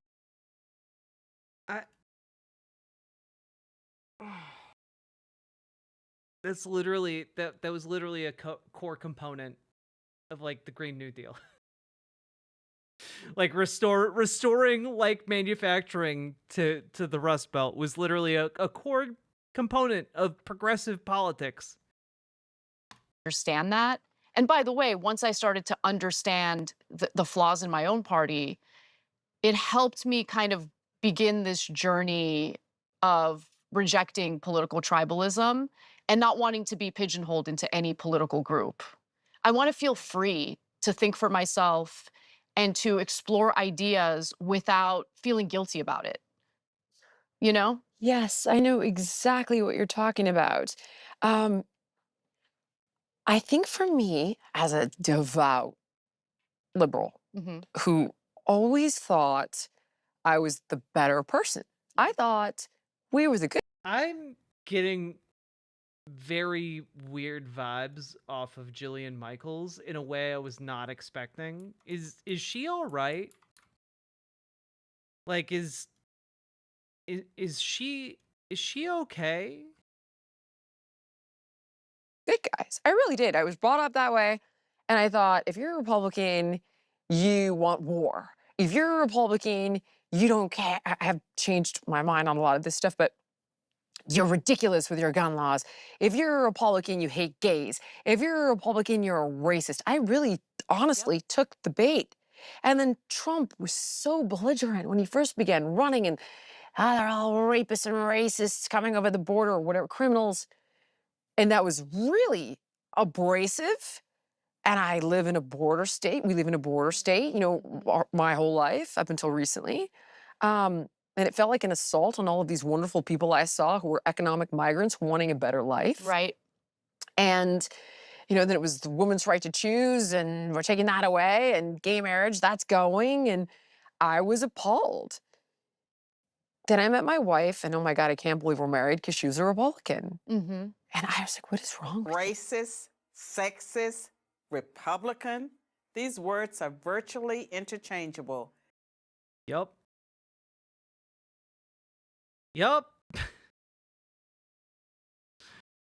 Oh, God. So she married a Republican woman.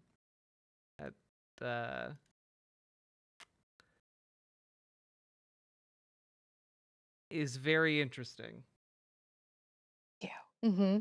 How could you possibly? And I'll never forget, she's like, you think you're such a good person. You think you're so liberal and so understanding. You guys are the least understanding, the least accepting, and the least tolerant of anybody who doesn't agree with you. Cut to, I started hearing everywhere, or at least focusing on it. Oh, well, they voted for Trump, so I had to cut them out. Oh, I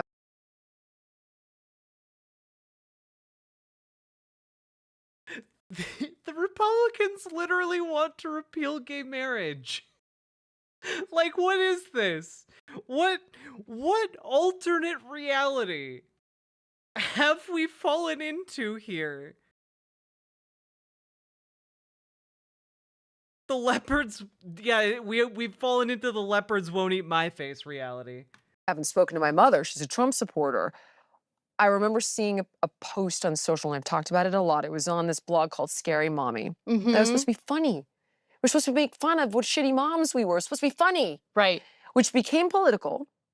And it was like, if you pray to Allah, I'll sit next to you on the bus. If you are gay married, like, I'll hold your hand. All these things about you're allowed to be on the fringe, and I will. As somebody who knows religious conservatives, they are not okay holding your hand if you're gay. They don't want to do that.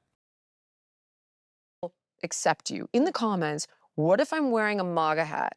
And the answer was, well, if you're not a racist or a bigot or a this or a that, sure. Wait. So the answer was literally like, yeah, if you're a conservative and you're wearing a MAGA hat, but you're not like being a racist or a bigot, yeah, I'll hang out around you. And you're like, whoa. Okay, you're only gonna accept me if I'm not a bigot? Yeah. Can you behave yourself? Like I don't know. This feels like asking a toddler, like, can you behave yourself at the dinner table? Because if not, you're gonna have to sit at the little table. Can you behave yourself at the big table?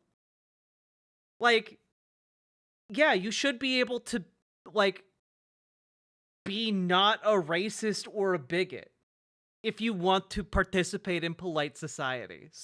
Sorry, that's just kind of the rule. The rule is, don't be an asshole. And then people might want to hang out with you a bit more. Like, that's just how operating in society works. Yeah. And I saw. Yeah, no, this is a toddler conversation, Lanzetta. You are 100% correct. This is a conversation between two baby brains. I saw it so clearly. And then another person who's friends with my wife was like, don't you understand? These people that your party is demonizing, they work 2 jobs to make ends meet. Like, they go to church. Exactly. They try to be a better person. Like, they're just trying to get by, and you're calling them ignorant for being religious, like racist, bigoted. So they feel well, if they're being bigoted, yeah. Like, if you walk up and ask a person like that, hey, do you call a spade a spade? They'll say, yeah. Well, if you're talking about how gay people are less good than straight people, or like don't deserve the same rights as straight people, or you shouldn't be able to adopt kids, yeah, I think you're a bigot. Call a spade a spade. And like, you can be religious and not a bigot. Those are not mutual. Like, you can actually be not bigoted and religious. You can be both things. completely abandoned, disenfranchised, and demonized, and Trump is speaking to them. Exactly. Yeah. I mean, since I kind of started speaking out against some of the behaviors of the left or on the left, Of course, that led to a lot of backlash from the left because you're not, you're only supposed to call out the other side. You should never, hold your own Yeah, side. like we are really bumping up against like the paradox of tolerance here. Like you can't tolerate intolerance. That is it doesn't work. Accountable when they're engaging in intolerant behavior. But once I finally felt comfortable enough to raise concerns about how the left talks about crime, for instance, and things like that, they couldn't wait to like purge me. Like I really did notice that there was this effort to. Well, again, you have to be willing to stand by your conviction here, and like the issue is you can't successfully argue your position on crime. Like, that's kind of the issue, is like you're saying things that just aren't true. If you want to make your case, you actually have to make it with facts.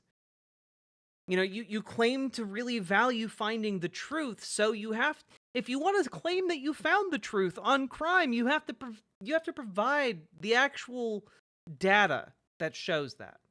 And you can't, because your positions are not backed up by data. Just do away with me. I'm not pure enough. I'm not good enough. Like, you're not one of us. And I had already got. And it's not about blindly accepting like the leftist line. There is a lot of room within the left to talk about like what crime policies should be. What policies should our criminal justice system have? Okay? There's a lot of discussion about that. But like you gotta have data for your position, and you just don't have that.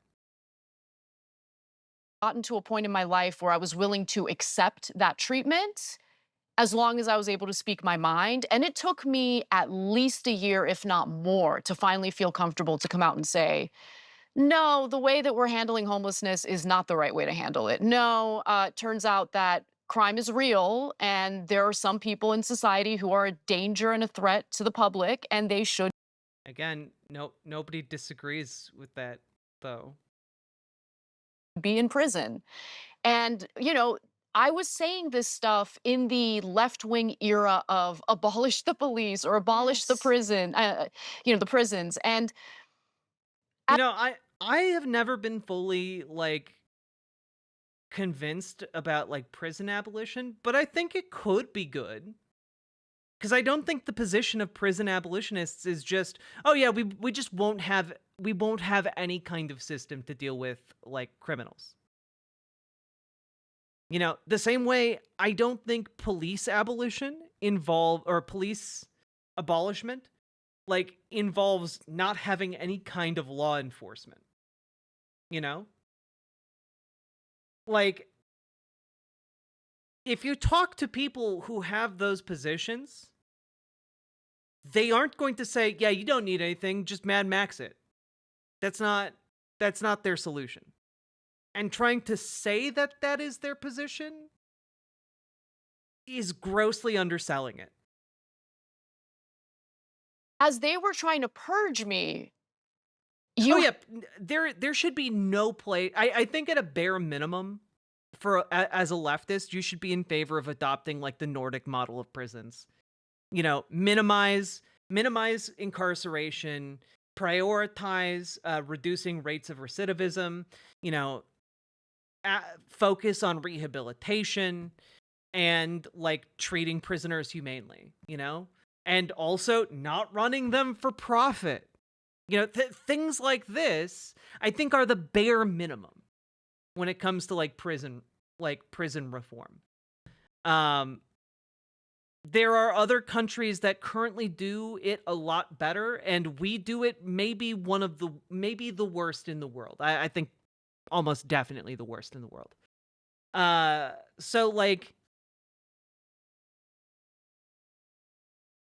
again, I don't think she's accurately portraying the leftist position, but again, she has no interest in doing that, so it's not surprising. Have the right wing asking you to come join with open arms, right? And it's just so interesting to me. Look, I'm not a Republican, and I'm a little more socially conservative than I was when I was younger, but not on issues like gay marriage or whatever. It's more on, actually police are important and we need to reform policing, yes, but the idea that we need to shut down prisons, which we have in California. We've shut down 4 of them. Now there's no room for inmates, and they're just releasing people as early as possible with this BS like good behavior credits when they're behind bars. Okay, but question, do longer prison sentences reduce the criminality of the general population? No. No, they don't. Actually, this is the thing, right? Like, if you have a things like if you have a death penalty, you don't actually reduce the crime rate. If you have longer prison sentences, you don't reduce the crime rate for that crime. That doesn't help. So yeah, we should have a prison system that gets people out of prison for crimes that don't need people locked up for that long. No transparency on that. We don't know what they did to deserve to get 20 years shaved off their sentence. But okay, so this stuff is all going on, and I have a few views that have changed and evolved, but that doesn't necessarily mean that I'm in line with the Republican Party. Right. But they don't care. They don't care that I have some differences with them. What they care about is, honestly, on one hand, if I'm being cynical, power. They understand that in order to be a powerful party, you need to be more welcoming and you need to have broader coalitions of people. I think there's a side of the Republican Party that understands that. But there's also this faction in the Republican voting base that consists of disaffected Democrats. And I don't know if they've fully bought into what Republicans are selling, but they don't feel welcome on the left. So they've been absorbed onto the right. Yes. And I'm seeing the right wing change. Yes. They went from. Also, just as an FYI,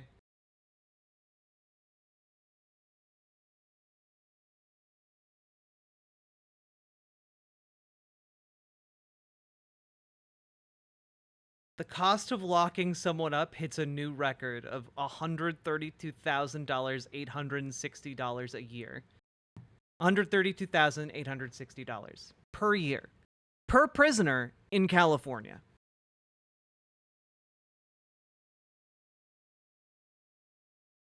Also, you might be wondering, what percentage of these people are in prison for a non-violent crime?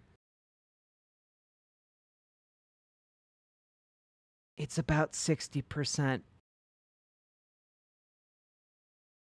60% of the people incarcerated in California prison are incarcerated for non-violent crime.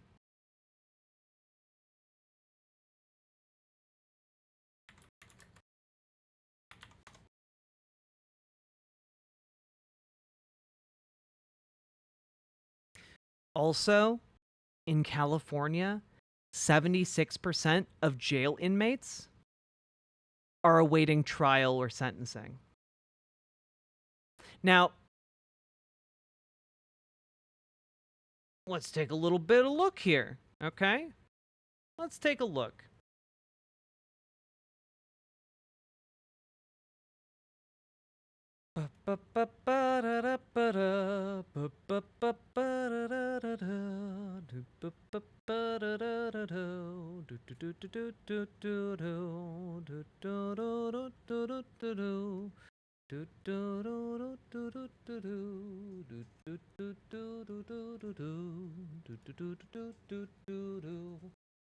More than 400,000 people in the United States are currently being detained pre-trial. In other words, they are awaiting trial and still legally innocent.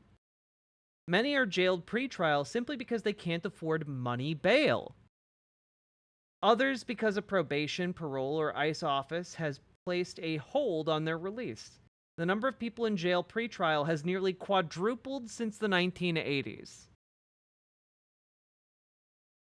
Percentage of people in city and county jails being held for pre-trial is 69%. Not nice. From the neocon pro-war party to now all of a sudden, what are we doing in like the Middle East right now? What are we doing in Ukraine? Like, why are we doing this? We have our problems here. Can we please handle our problems here? The thing is, we can pat our heads and rub our tummies at the same time. We can send a pittance of aid to Ukraine in the form of material goods we manufactured in the 80s and have been letting rust in storage for the last 40 years. And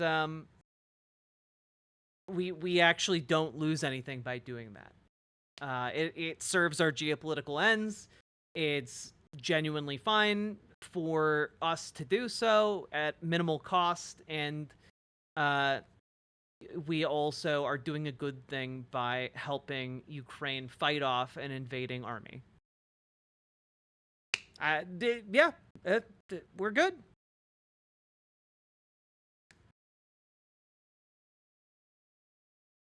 Subscribe to Riverboat Jack for 0.005% of the cost of one prisoner a year in California. Or if you link your Twitch Prime, you can pay $0, which is an upper bound on the marginal social benefit of incarcerating more people. True fancy Felipe Flape.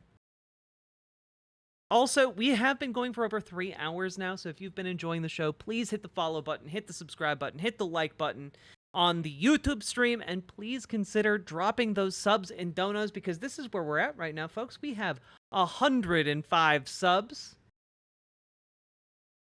to help me fix my brakes on my car. And also, if we hit 400 subs, my partner and I will play Alien Isolation together on stream. I have never played it. I love scary games, and my partner really loves Alien, and it would delight us both. And we won't do that tonight, obviously, but consider throwing some support my way. I would really appreciate it. Play it with the lights out? I could do that. Is it a co-op game? No. But my partner really loves Alien and watching Alien stuff, so it will be a good time. And also, I think my partner likes watching me, like, get spooked. So.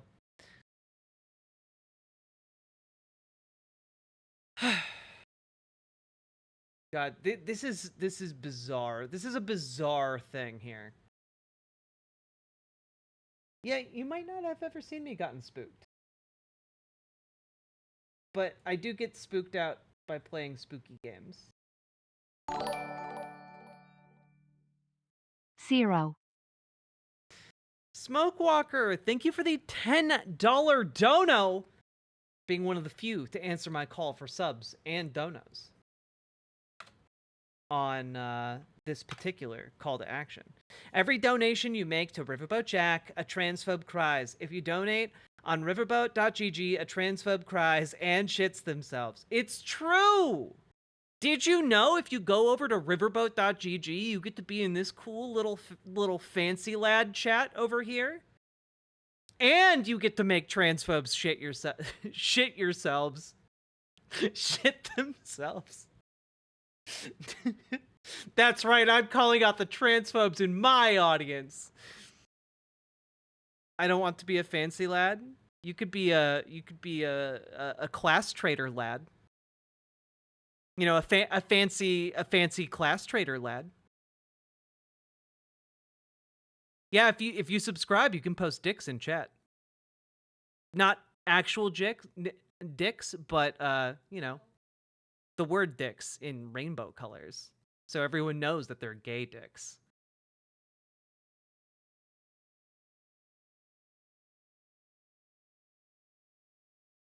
We need a shits myself emote. Oh boy. Oh my OMG, are transphobes going to shit in my pants? I hope not. I forgot that Jillian Michaels existed until this podcast. Yeah, this is a real acid trip of a show. Can I make tankies cry? You can make tankies shit my pants. Shit my pants.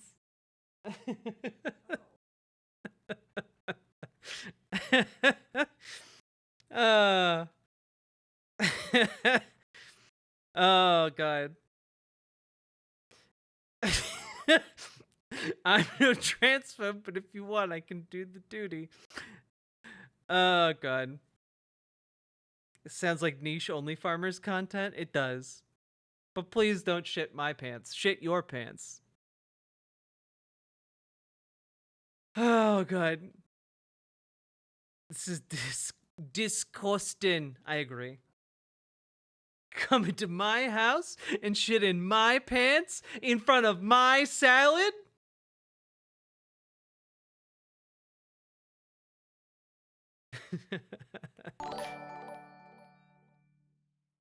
I am not transphobic, pee poa poa. Oh my god, it reads the pee pee po po.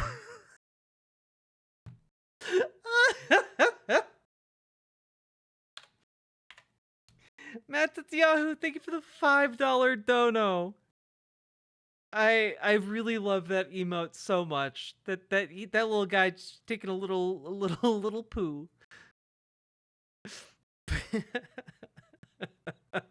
On this, my daughter's wedding day, you come into my home and shit in my pants? in America, strangers shit in your pants.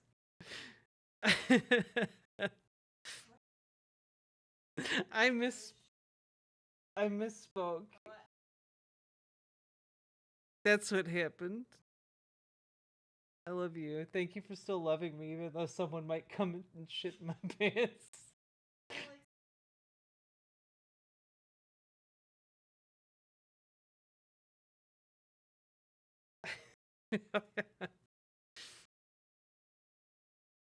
Oh god. I'm not on board with these shitting transphobes. Okay. Okay. God.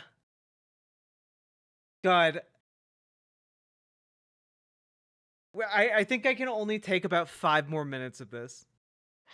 And I now see that Dick Cheney is endorsing Kamala Harris. Kamala Harris is going around town talking about how honored she is. And I'm like, you're honored to be endorsed by a war criminal?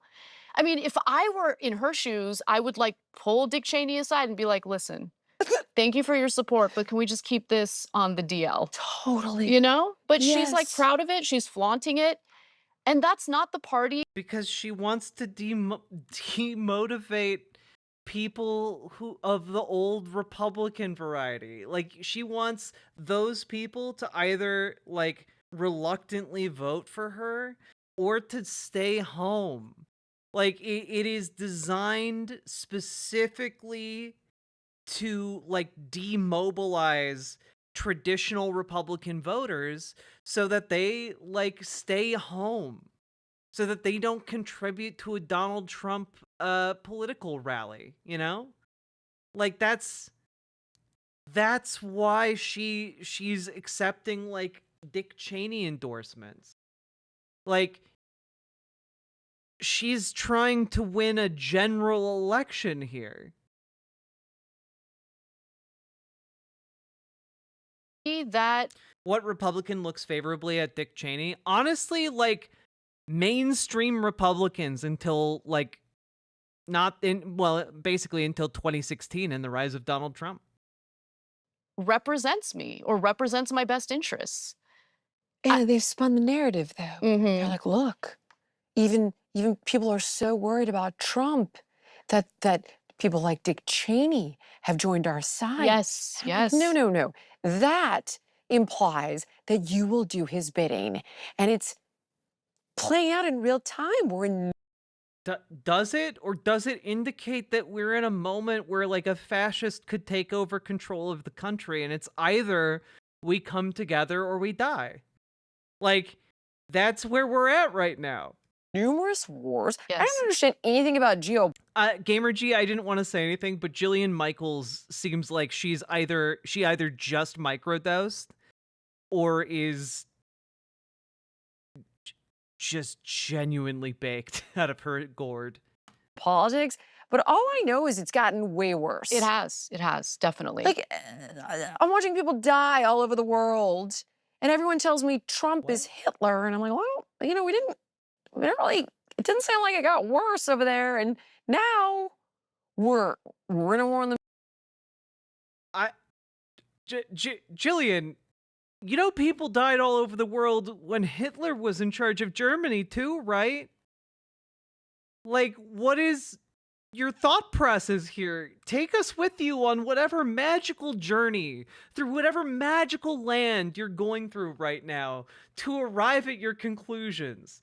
Please, I want to see the Lord of the Rings-like journey your brain just took. Because it clearly was like 12 books before you did There and Back Again, A Hobbit's Tale by Jillian Michaels. Middle East, where these proxy wars, We're forgive my proxy ignorance, wars. like, No, I no, don't you're fully right. understand it. They are essentially proxy wars. Yeah, and I mean... I wouldn't say that Anna Kasparian became Jimmy Dore. I would say she's more... Or Dave Rubin. I would say she's more Tim Pool. She's going for Tim Pool. She's going for enlightened centrism. The whole reason... Enlightened fence center. Enlightened fence I don't sitter. think the U.S. government really gives a damn about Ukraine. I think the U.S. government gives a damn about weakening Russia's military capabilities. Right. Yeah. Because geopolitical entities operate in their own self-interest. Yeah. Yeah. Okay. But the way the Biden administration has handled this war in Ukraine, by essentially discouraging them to engage in a peace negotiation, that was early on in the war. Now I think it's too late. That was 2022, right? Yes. The peace negotiation that took place essentially would have had Russia annexing far more of Ukraine. It would basically have been it would have involved the demilitarization of Ukraine. And guys, I can't help but note here that if Ukraine demilitarized, there would literally be nothing stopping Russia from just like 2 years, 3 years on invading the rest of Ukraine.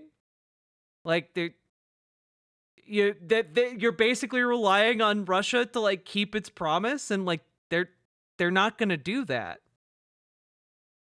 There's a reason why that negotiation fell through. And it's because it was, again, nation states operate in their own self-interest. It was not in Ukraine's interest to accept that deal. He talks about that. Because early on in the war... Yeah, Putin was literally going on television and giving hour-long speeches that were basically talking about how Russian blood was in Ukraine's soil, and that they must reunite the old Russian Empire. Like, he was giving blood and soil fascist speeches about the need to retake Ukraine. I mean, Putin was deluded enough to think that it was going to be easy, but it wasn't easy. And so when he goes in and it's a challenge and some of their soldiers are dying and they're having difficulty, you know, taking territory, there was a moment where the two sides could sit down and actually... Why, Voss? Yeah, yes, the old Russian Empire. That includes not just Ukraine. Actually engage in a peace negotiation that Putin was willing to engage in. Right. Now, he's not willing to engage in a peace negotiation because he's winning. He's winning that war. Right. And we... Is he, though? Is he, though?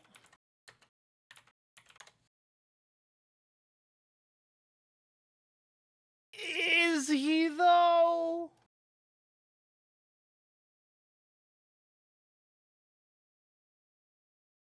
Russia's average daily casualty count hit 1,271. Russia's total casualty count in the full-scale war is rapidly approaching a milestone of 650,000.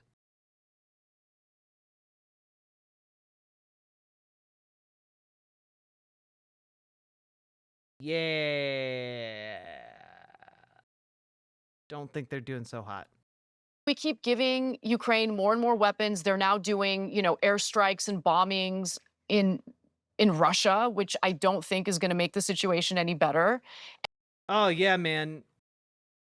Blowing up their tenuous supply lines of artillery that they use to shell Ukrainian cities definitely won't help Ukraine at all because question mark, question mark, question mark. And Russia has gotten closer with some of our other adversaries, including China, including Iran. So North Korea. Yeah. They're getting artillery shipments from North Korea. Guys, like they're not going to they are not able to replenish their supply of artillery. The amount of equipment that they're losing cannot be easily replaced. Exactly. I mean, this was, in my view, this was all predictable. But the whole idea was we need to weaken Russia's military capability while simultaneously continuing to make our own weapons manufacturers and defense contractors real rich. Got it. So it's a form of redistribution of wealth from ordinary, hardworking Americans to a small group of executives behind these defense contractors. And so I have a huge problem with that. My views on that never changed. Me either. So it's weird to have the Democratic Party perpetuate what's happening. Yeah, exactly, Bleak WMD. Like, North Korean artillery is so prone to misfiring that it's literally it's probably destroying a fair number of Russian artillery on its own just by misfiring. Like, I don't know, guys. Like,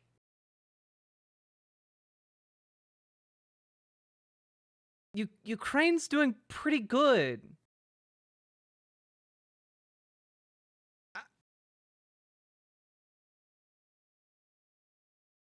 Considering we are years into this conflict now, and when it began, Russian troops were in, like, spitting distance of Kyiv. Like, they're doing pretty good. Also, worth noting, they're still holding control over some parts of Russian territory over here. Which is interesting, to say the least. Around the world with these wars. And the Republican Party, on the other hand, at least the voters, I want to be clear, the voters are saying, no, we're not okay with this. Okay. We don't want this. We want to get out of these wars. We want to take care of our own. And that's what I want. I want to take care of our own. So there are areas where I definitely agree with Republican voters more than Democratic voters. And that's the thing that's really throwing me for a loop because these are the views that I've always had. Me too. Yeah. Yeah, but the thing is, if we had more money here, instead of sending it to Ukraine,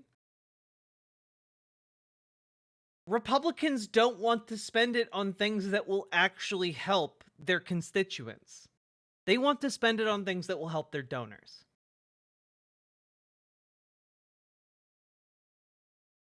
Oh my God. See, this is why when you talk, I feel like I can breathe. There's a few people out there that, Bill always says, like, sanity needs a safe space. Yep. And those voices. Man, I hope in this interview, Anna felt at least a little bit of self-awareness and embarrassment that this is the person she's talking to. Like, someone who's just, like, licking Bill Maher's boots. Rise to the top, because I think the majority of us that are in the middle who feel orphaned are finding sanity in the things that you're saying. And when I try to have this conversation with the people on the left, and I'm trying not to shut anybody on the left out, right? But they are the least tolerant and they eat their own. They do. That's a huge problem on the left. They eat their own. Oh, not left enough. You're gone. Oh, really? You don't think you can be healthy at any size? Fat shamer, you're out of here. Not left. Oh, yeah, I forgot Jillian Michaels probably is really, really, really I think Jillian Michaels genuinely hates fat people. You know, I think she was for those of you who don't know, she was basically made super famous by a show called The Biggest Loser, which was a show about getting people who were overweight to lose weight. And so it was a reality television show. They had to compete in challenges and like do these dramatic like weight loss journeys. It was and Jillian Michaels got famous off of that by being just awful to the people on the show until they either quit the show or lost weight. And I guess I'm not surprised that she really hates fat acceptance as an idea. Left enough. Right. Oh, you're not down with the medicalization of 6-year-olds who want to be a tomboy? Transphobe. Right. Yep. She looked disgusted by fat people. She is disgusted by fat people. She's a bad person. Okay, so she tortured people and thought no one would criticize her for that? Yep. It's so true. What is that? It's so myopic. You are forcing people to defect. I want to be the kind of person who empowers. Wait, the transphobia? I missed it. I was talking about the okay. You're out of here. Not left enough. Right. Oh, you're not down with the medicalization of 6-year-olds who want to be a tomboy? Transphobe. Right. Mm. Right. Yep. It's Oh, right. Yep. Interesting. Interesting, Anna. Interesting point. You're seemingly agreeing with without any kind of pushback.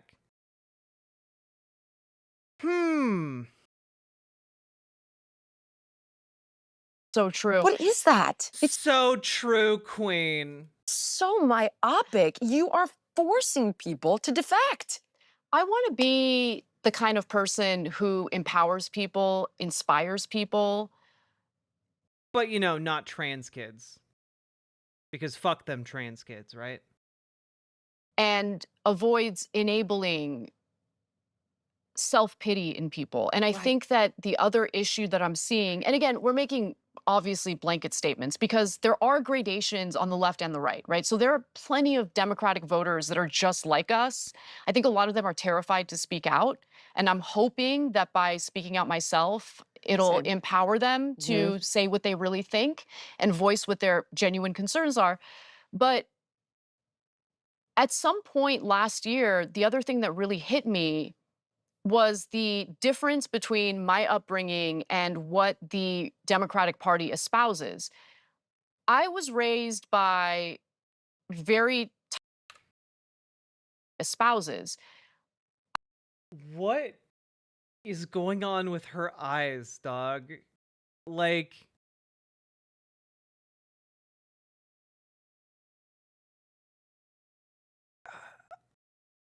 it's very off-putting. I was raised by very tough parents. And I would say, like, even though I'm a millennial, an older millennial, I would say my upbringing is more similar to how Gen X was raised, right? Like, welcome. No, but I think that was the right way because it teaches you to be self-sufficient and honestly empowered, right? Like I always felt empowered to choose my destiny. Right. To like if I work hard. Yeah. Okay, but like elaborate on your point. Like what do you mean by that? Because parents still do that today. Like it's not like parents aren't teaching kids how to be self-sufficient or like how to like you know like no one's like, "Oh no, you can't be self-sufficient. That's how our parents were." No.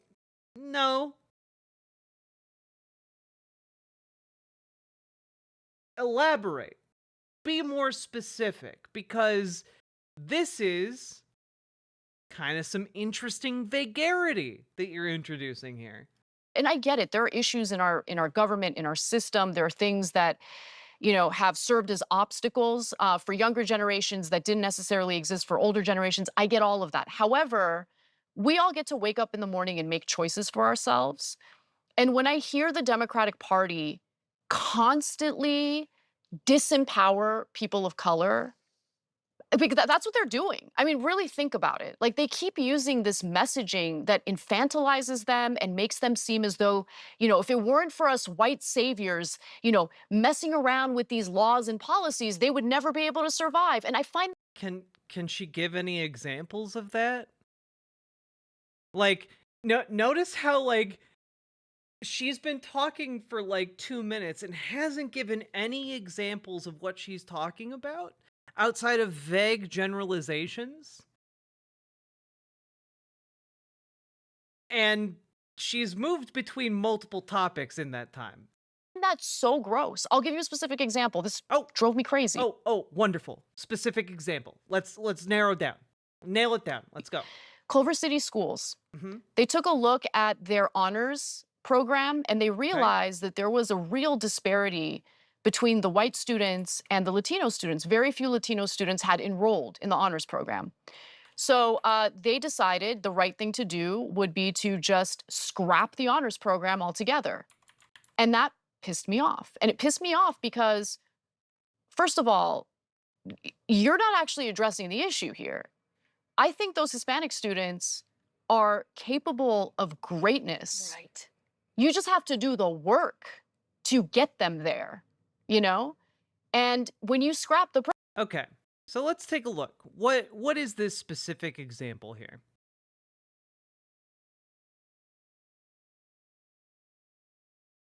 High schools across California eliminate honors classes in favor of an honors for all approach. In an effort to address diversity, equity, and inclusion issues facing high school students, some California schools have begun to get rid of honors classes. In late 2022, Culver City High School eliminated all honors English classes for freshman and sophomore students. Other school districts, including Santa Monica Malibu Unified School District, Sequoia Union High School District, and San Diego Unified School District, have done the same, causing some parental and media backlash. However, some college admissions counselors and educators believe that such changes will improve the chances of students who would not necessarily take honors classes and will not affect the students who already do. Oh, interesting. Let's learn more about that. The Wall Street Journal's recent influential article entitled "Schools Cut Honors Classes to Address Racial Equity, It Isn't a Quick Fix," sparked a larger conversation about whether this change really levels the playing field for high school students. In fall 2022, Culver City Unified transitioned from a two-tiered system of honors and non-honors to college prep classes for all our 9th and 10th grade English courses, Culver City School District wrote in a public statement about the change. While many parents expressed fear for their child's honors education being sacrificed, the school views the change as an honors for all approach. The district explained, quote, "We want to emphasize that the college prep English curriculum is an honors curriculum, serving all students with the same level of rigor as the honors curriculum, and one that prepares students to enroll in advanced classes in their final years of high school." According to the New York Post, one parent said at a Culver City school board meeting in early 2023, "I have a child in the high school. It is too easy in his classroom. They say, Mom, they say it's equity. They say that's the reason and therefore it's okay. I want my child to be challenged." The new classes are called college prep classes. However, parents seem to be concerned that a one-size-fits-all education might take away opportunities at more competitive universities. Eliminating honors designations for courses doesn't necessarily reduce the rigors of the course, David Hawkins, Chief Education and Policy Officer at NACAC, the National Association for College Admission Counseling, wrote in an email. Rather, doing so has the potential to provide equitable access to coursework from which some populations of students have been systematically excluded. In an ideal world, we would want all students to have access to rigorous courses so they can demonstrate their unique approaches and talents within that context. Hawkins said discontinuing honors classes at public schools won't have an impact on college admissions. And this is one of the guys in charge of college admissions. Guys, literally, the point of getting rid of the honors classes is so that all the kids have the honors class. So that all the kids have that, and it's not just, oh, these are the dumb kids who are too slow to learn Shakespeare, and here are the smart kids who can learn Shakespeare. Wow, it's crazy. It's almost that they just took the honors curriculum and applied it to all the students.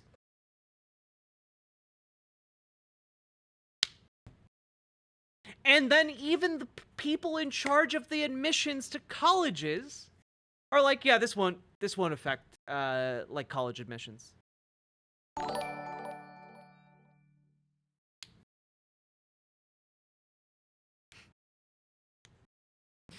Media Breakdown, thank you for the $4.99 super chat.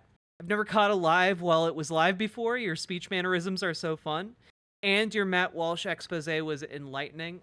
Thank you. Doing my best. So it's almost like Anna Kasparian read a New York Post article a year ago and then didn't look into it any further and just assumed this is bad. Because it's change, and change is scary. Program, you're essentially communicating to all the students, no, we're going to get rid of this opportunity because we don't believe in you guys. Exactly. It's exactly, Annie Bo. Extra help for the kids who are struggling with the curriculum, but then you give all the kids the same curriculum. And honestly, often when you do that, most kids will rise to the occasion. Doing away with an opportunity rather than seeing what the flaws are in our education system and then rising to the occasion to help these students, you know, where we do see. They literally did that. Yeah, like you guys see this, right? They literally did that. They saw a flaw in a two-tiered educational system and they got rid of the two tiers, and they didn't just put all kids into the dumb English classes, they put all kids into the honors English class. That's what they did. The thing you're complaining about is literally what they did.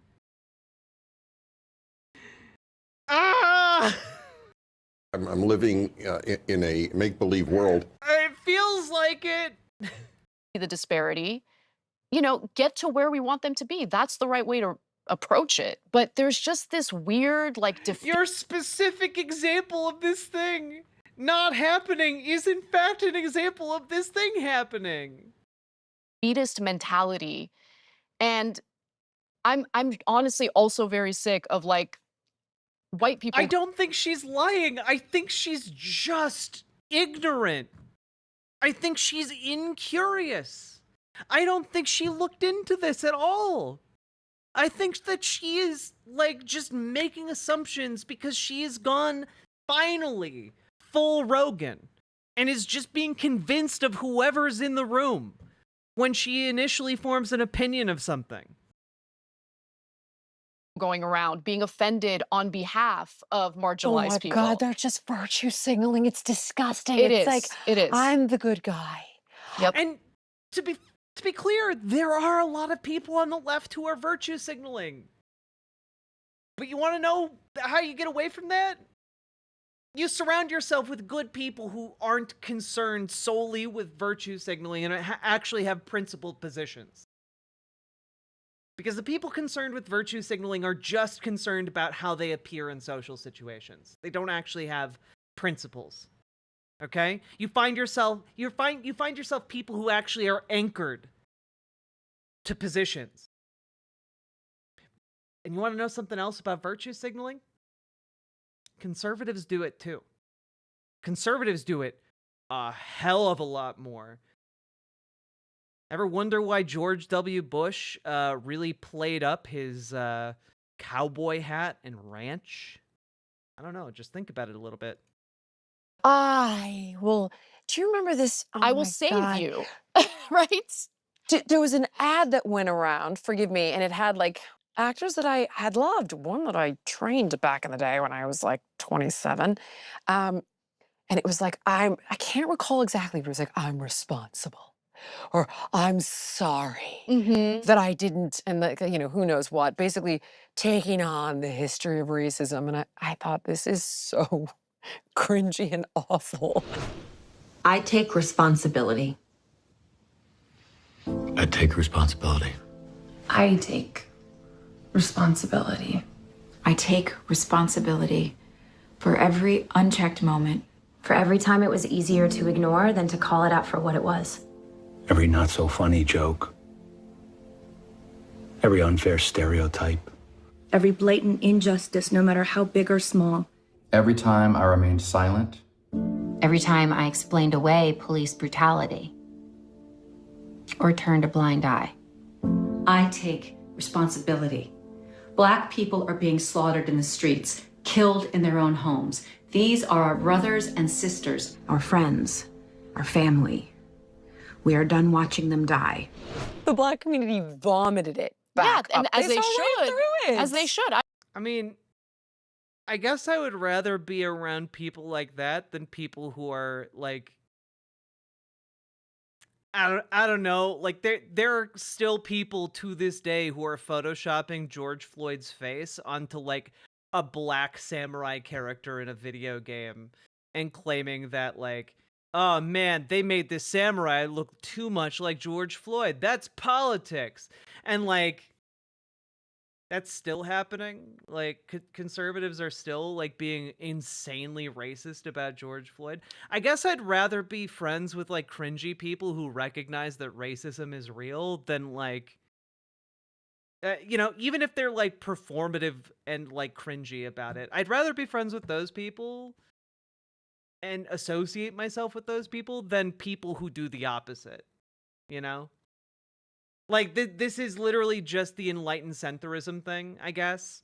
Like, I think you can criticize that video for being cringe, but, like, the sentiment behind it, like, I think is decent. I think, like, the impulse is good, even if it is cringy, even if they're actors and it might be performative. Like... I would too. And being the mom of a Black child, the reason I really don't like it is because if you tell my daughter the world's systemically against her, oh boy, then if she ever falls down, there's no agency to say like, why did I fall down? Let me pick myself back up. Wait, no, literally in your analogy, you want her to know about systemic racism so that she can avoid falling down. Like, this is like... if you aren't aware of hurdles and, like, blockages in your path to get to where you want to go, you are more likely to fall over those hurdles. Recognizing systemic racism just allows, like, your Black child, who you ostensibly love, to navigate the world more effectively. Oh my god, how does this keep getting worse? How does this video keep getting worse? I know I said we were gonna stop like 5 minutes ago. Not 5 minutes ago, but like 5 minutes in this video ago. It just keeps getting worse. Let me reapproach. It's, I'm a victim, and as a victim, you're fundamentally disempowered to change anything. Right. Like systemic racism is just an objective fact of the world we live in. Like, it's pretty simple, guys. If there is a population of people that is kept as property for hundreds of years and not allowed to pass along generational wealth, and then they suddenly become not property, they suddenly become free, that alone, without examining any other aspect of that, is going to create systemic inequality. Even if there was no other factor at play. Even if you got rid of Jim Crow, redlining, segregation, all of that. If it was just, oh yeah, one part of the population was, you know, kept this property and wasn't allowed to accrue wealth over 4 centuries, that's going to create a systemic inequality that will persist. But then we have to deal with actual reality where it's not just that systemic inequality, it's also the legacy of Jim Crow, redlining, segregation, the ostracization from like the halls of power and decision making, the Southern strategy. Like you have all kinds of factors at play here. And to pretend that they don't exist is just a disservice to your child. So part of me wonders if this isn't some sort of conspiracy theory narrative of racism to keep people of color down by telling. I mean, like, hell, I live in the Midwest, guys. You need to, if you are not white, you need to know what places around your area are unsafe to be at night. Okay? You need to know where the old sundown towns were to make sure you're not out there. Them they've got no hope. I've often wondered that by making them angry, which then alienates those of us who, where there is injustice, would have previously got involved, and now we're kind of like, I'll just stand here because I'm paralyzed to know what to do. Like, right. I don't want to be a savior, but I don't want to get involved. Like, I don't know. Where there are real moments that like this that you're talking about, right? Like doing the work for the Hispanic kids to make sure they have the resources they need. Right. It's like it gets taken away. So it's incredible how like they've built an entire narrative up around this honors program being removed, and like it was just they put all the kids in the honors program. their opportunities get taken away. Exactly. And the college admissions people were like, yeah, no, this is actually a really positive move for like the educational curriculum of the school. Exactly. I mean, when I started kindergarten, I didn't speak a single word of English. I'm the child of Armenian immigrants. Yeah, so I grew up, you know, with my parents speaking Armenian. That was the first language I learned. Now I need help with Armenian because my English is way better. But okay, I have to be honest. I have to know about the rest of this. I can't do it. I can't do it. We've been going for 4 hours. Maybe we will return to this on a new day, but like this is I'm at my limit for this, guys. Anna Kasparian has officially left the left, and good riddance.